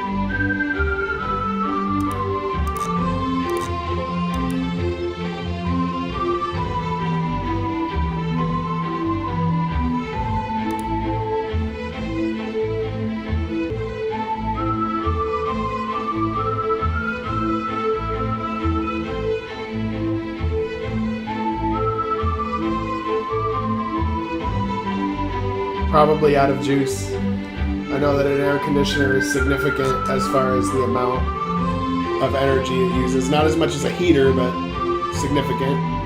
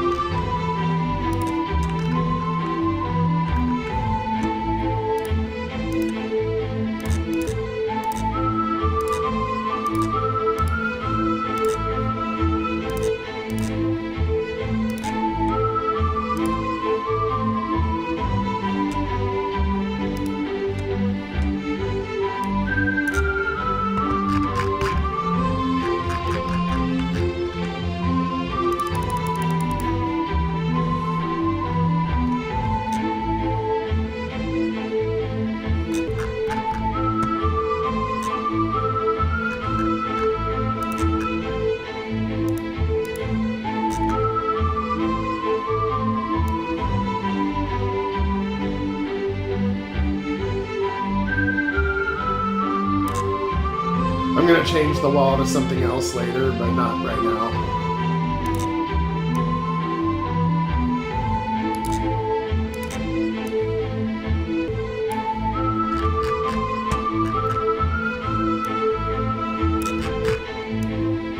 I'm gonna make this room look a lot fancier too, but I'm just kind of getting like a rough framework here.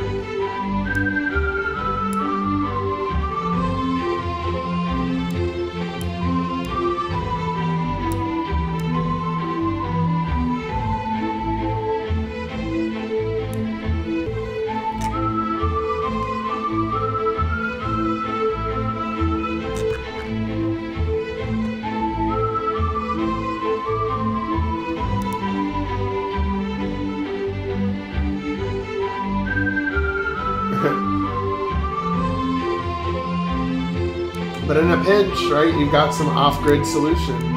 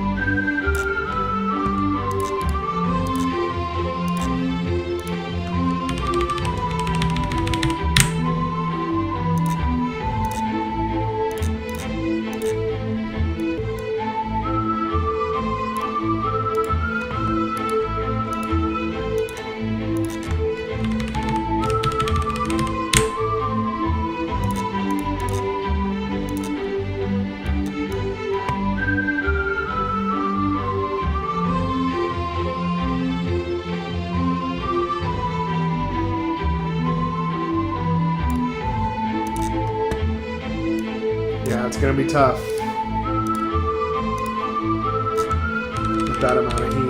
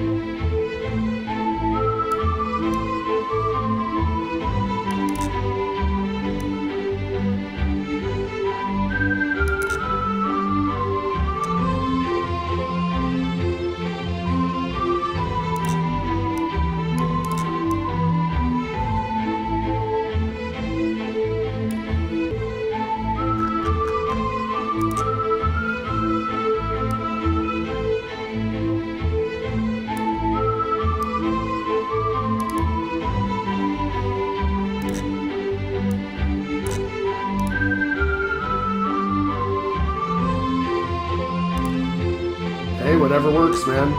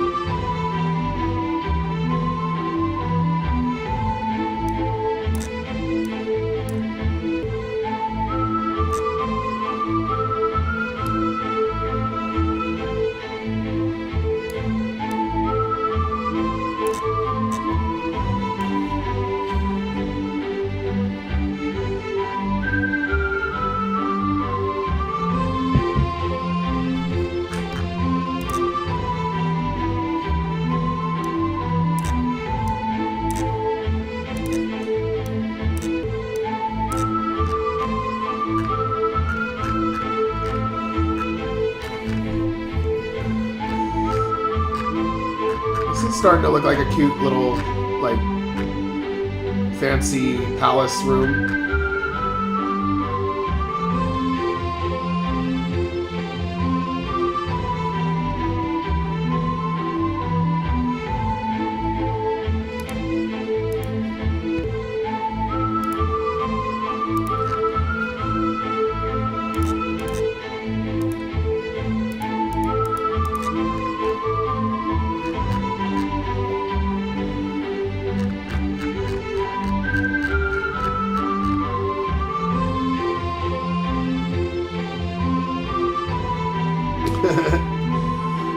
Yeah, today's been a very productive day. I've been making a lot of maps today.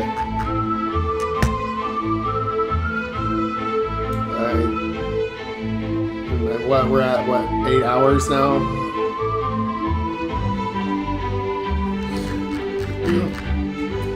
I am getting close to my limit, but I'm going to try to keep going for a little while here at least. Just to get it, like, now that I'm on a roll, it's easier to stay on the roll than to try it to get on a roll later. So, here we go.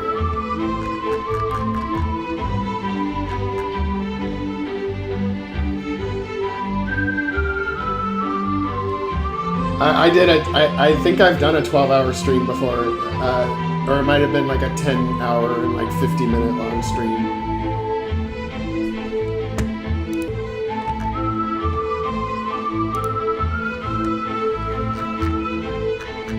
Let me look really quick. What was my longest stream?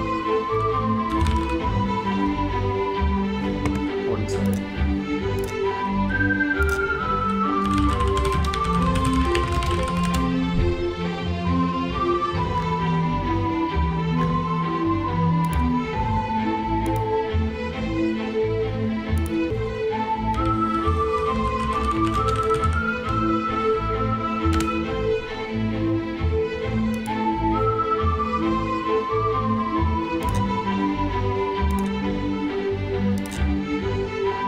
Oh, it doesn't let me.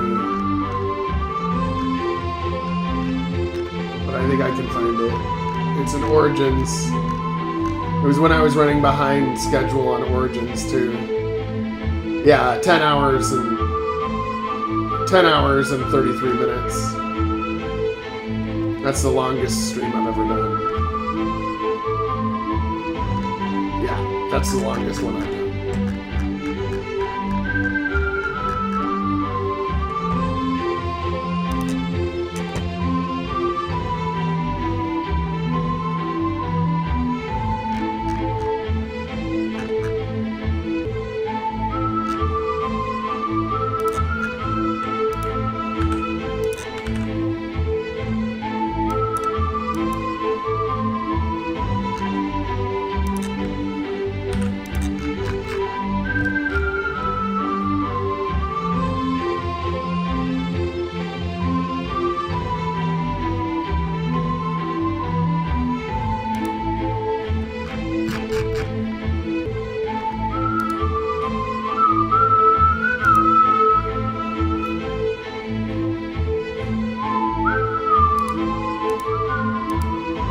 I'm not the best whistler, but I can try.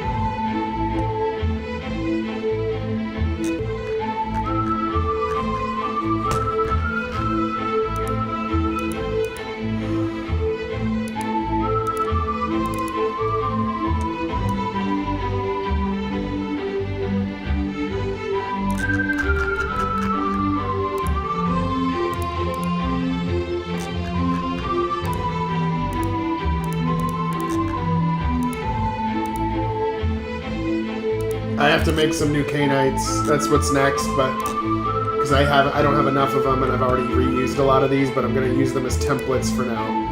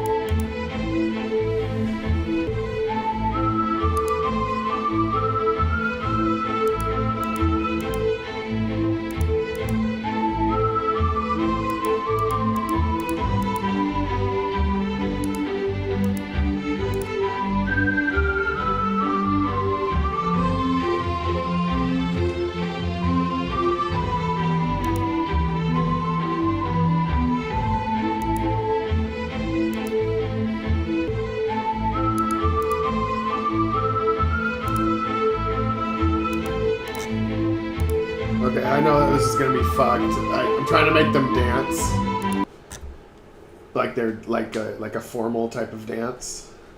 Because this is royalty, right? This is Canite royalty. So it's a little hoity-toity.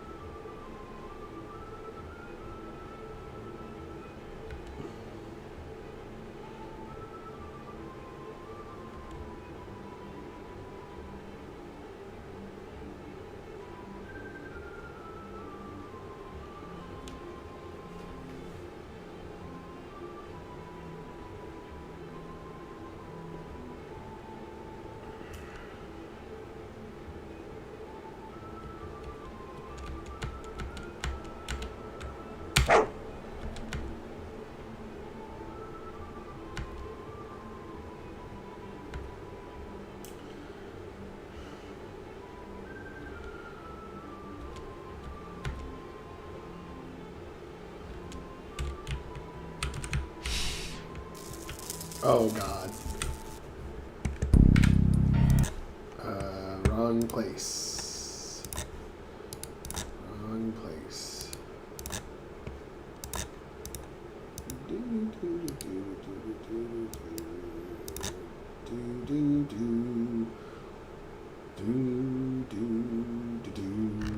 Okay.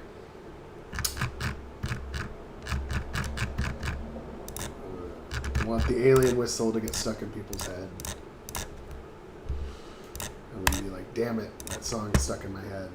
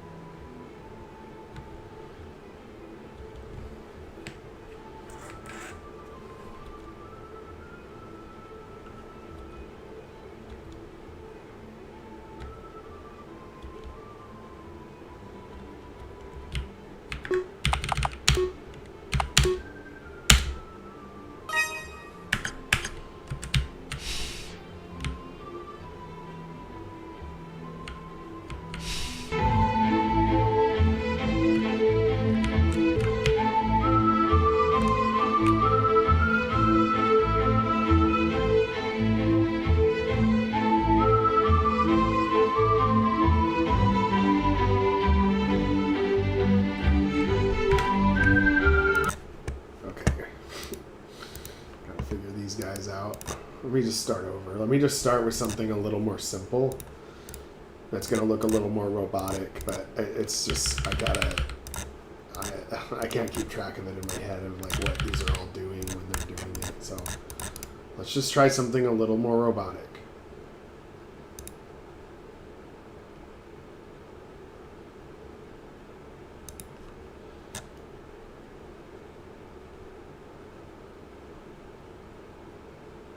Lower left, turn up,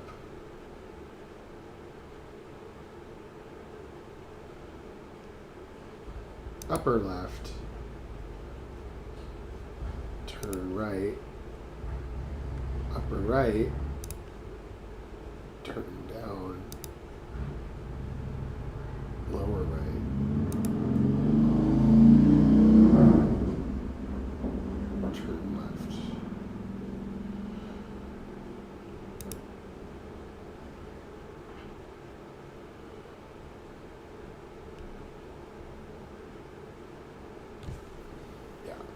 So we'll just have him do this for now. We'll get this one out of the way, and we'll see what his dance looks like on his own. without his partner to do with. I fucking hated square dancing. When I was in school and they did square dancing, like, for PE, I was like, no, like, every year. Like, I liked all the other stuff, like dodgeball and baseball and football, whatever. But, like, when they did square dancing, I was like, fuck no, fuck. I hated it.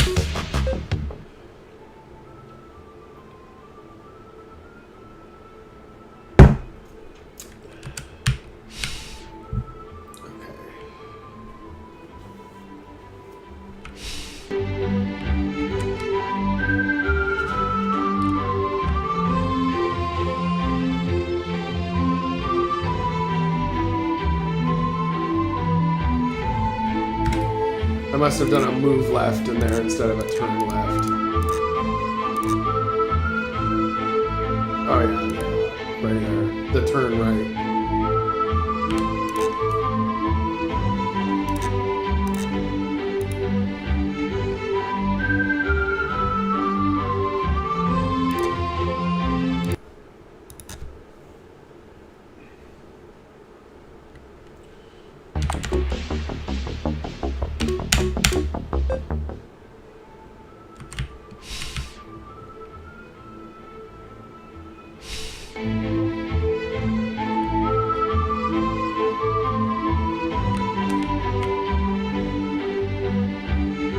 There we go, that's the dance we want him to do for now. Let's get him going with his partner. And she's gonna start with upper right.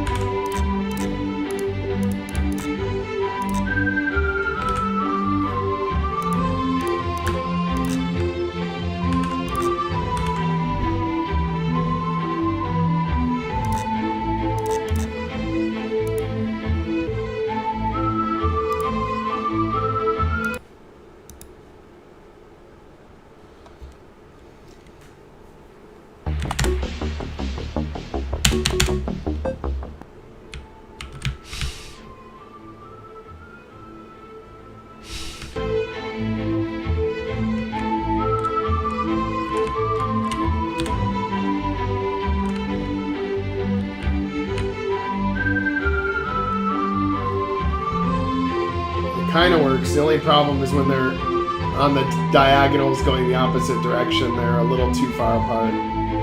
But it works though.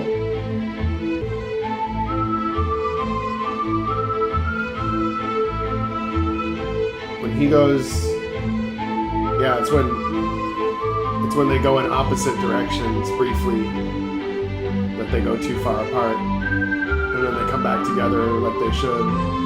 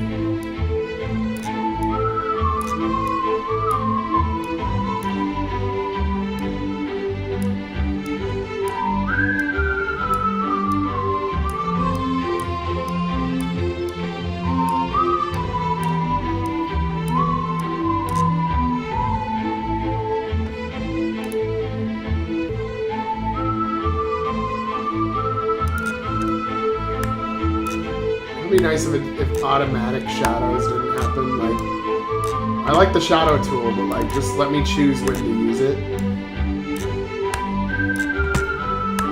Rather than like, oh, well, obviously you would use the shadow tool when you make a window.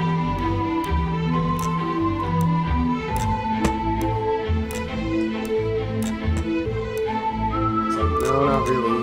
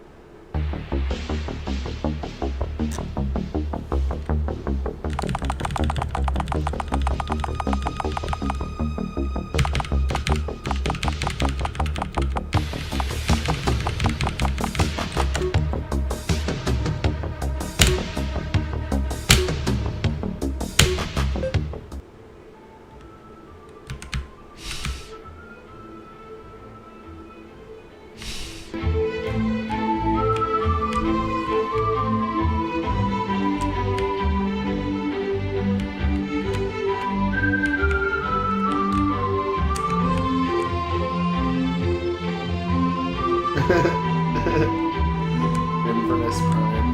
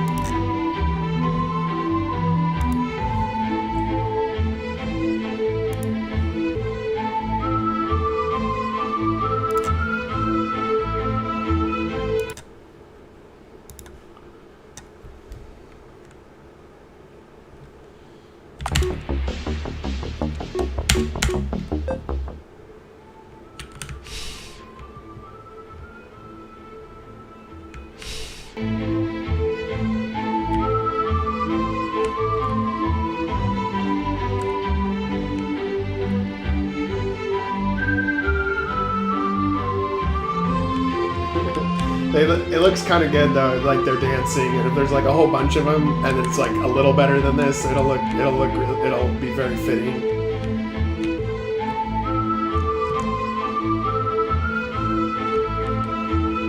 And then Bernard's gonna give his speech.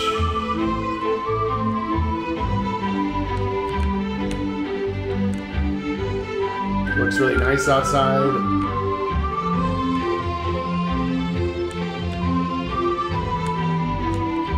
Uh-oh. I know what happened. I know what happened with these guys. I have to set them to always update movement. Because one's movement got updated before the other when it went out of view.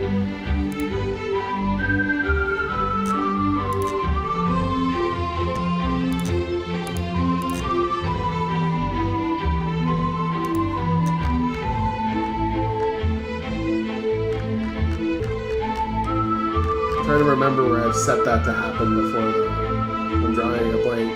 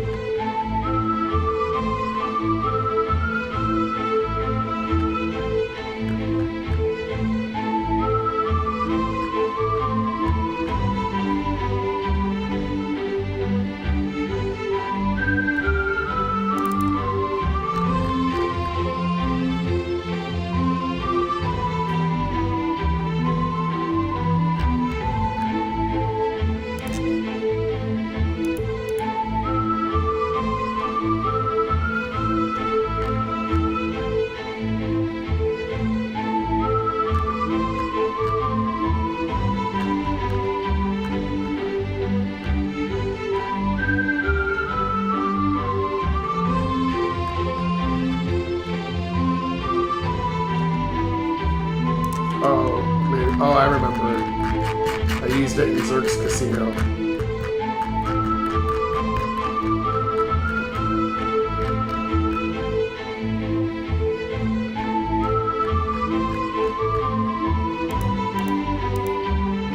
For his, like, bodyguard or whatever. Save event location.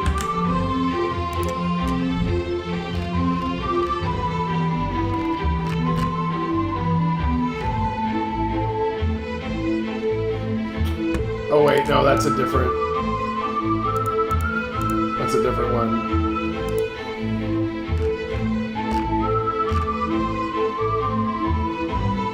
I'm trying to think, there's like, oh, maybe in some of the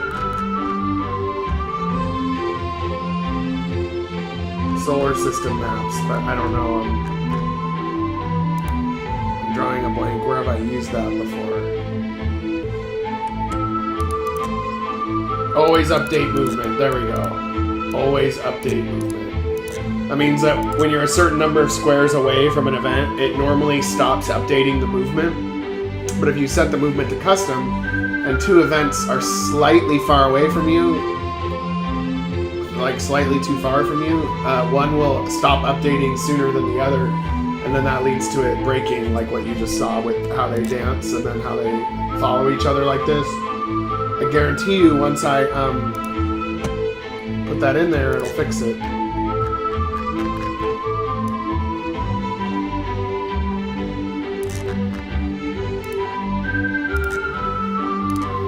All these little details.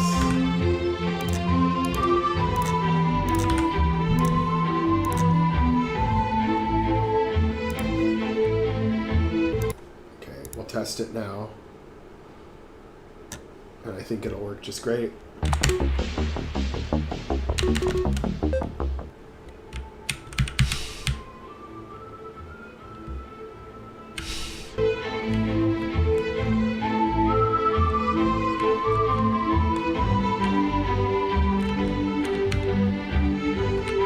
So we go out of view, get way out of range, and when we come back, they'll be doing just fine.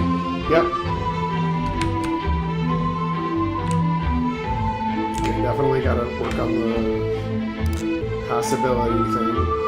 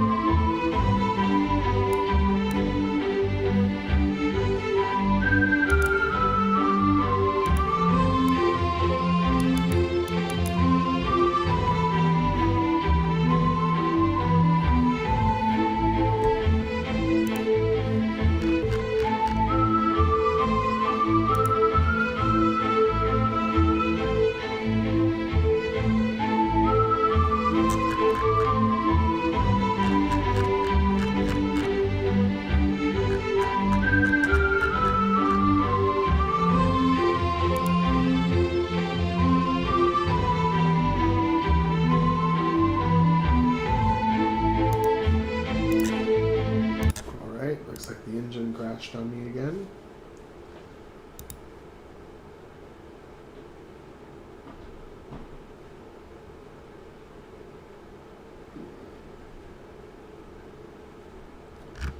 It's stupid how it just crashes like that. Like, there's no logical explanation to it sometimes.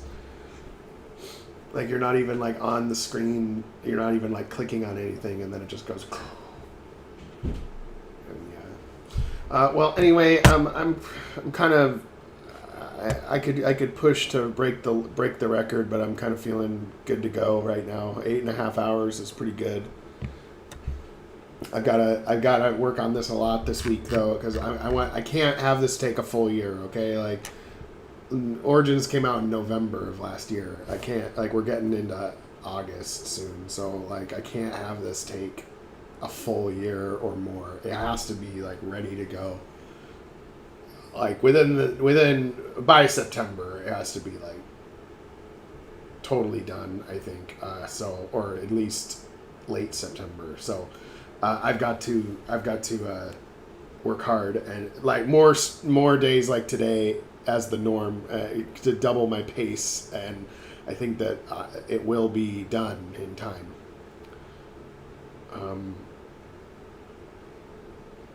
So anyway, you guys have a wonderful day. Thanks for joining us on the stream, and you have a wonderful weekend. Stay safe.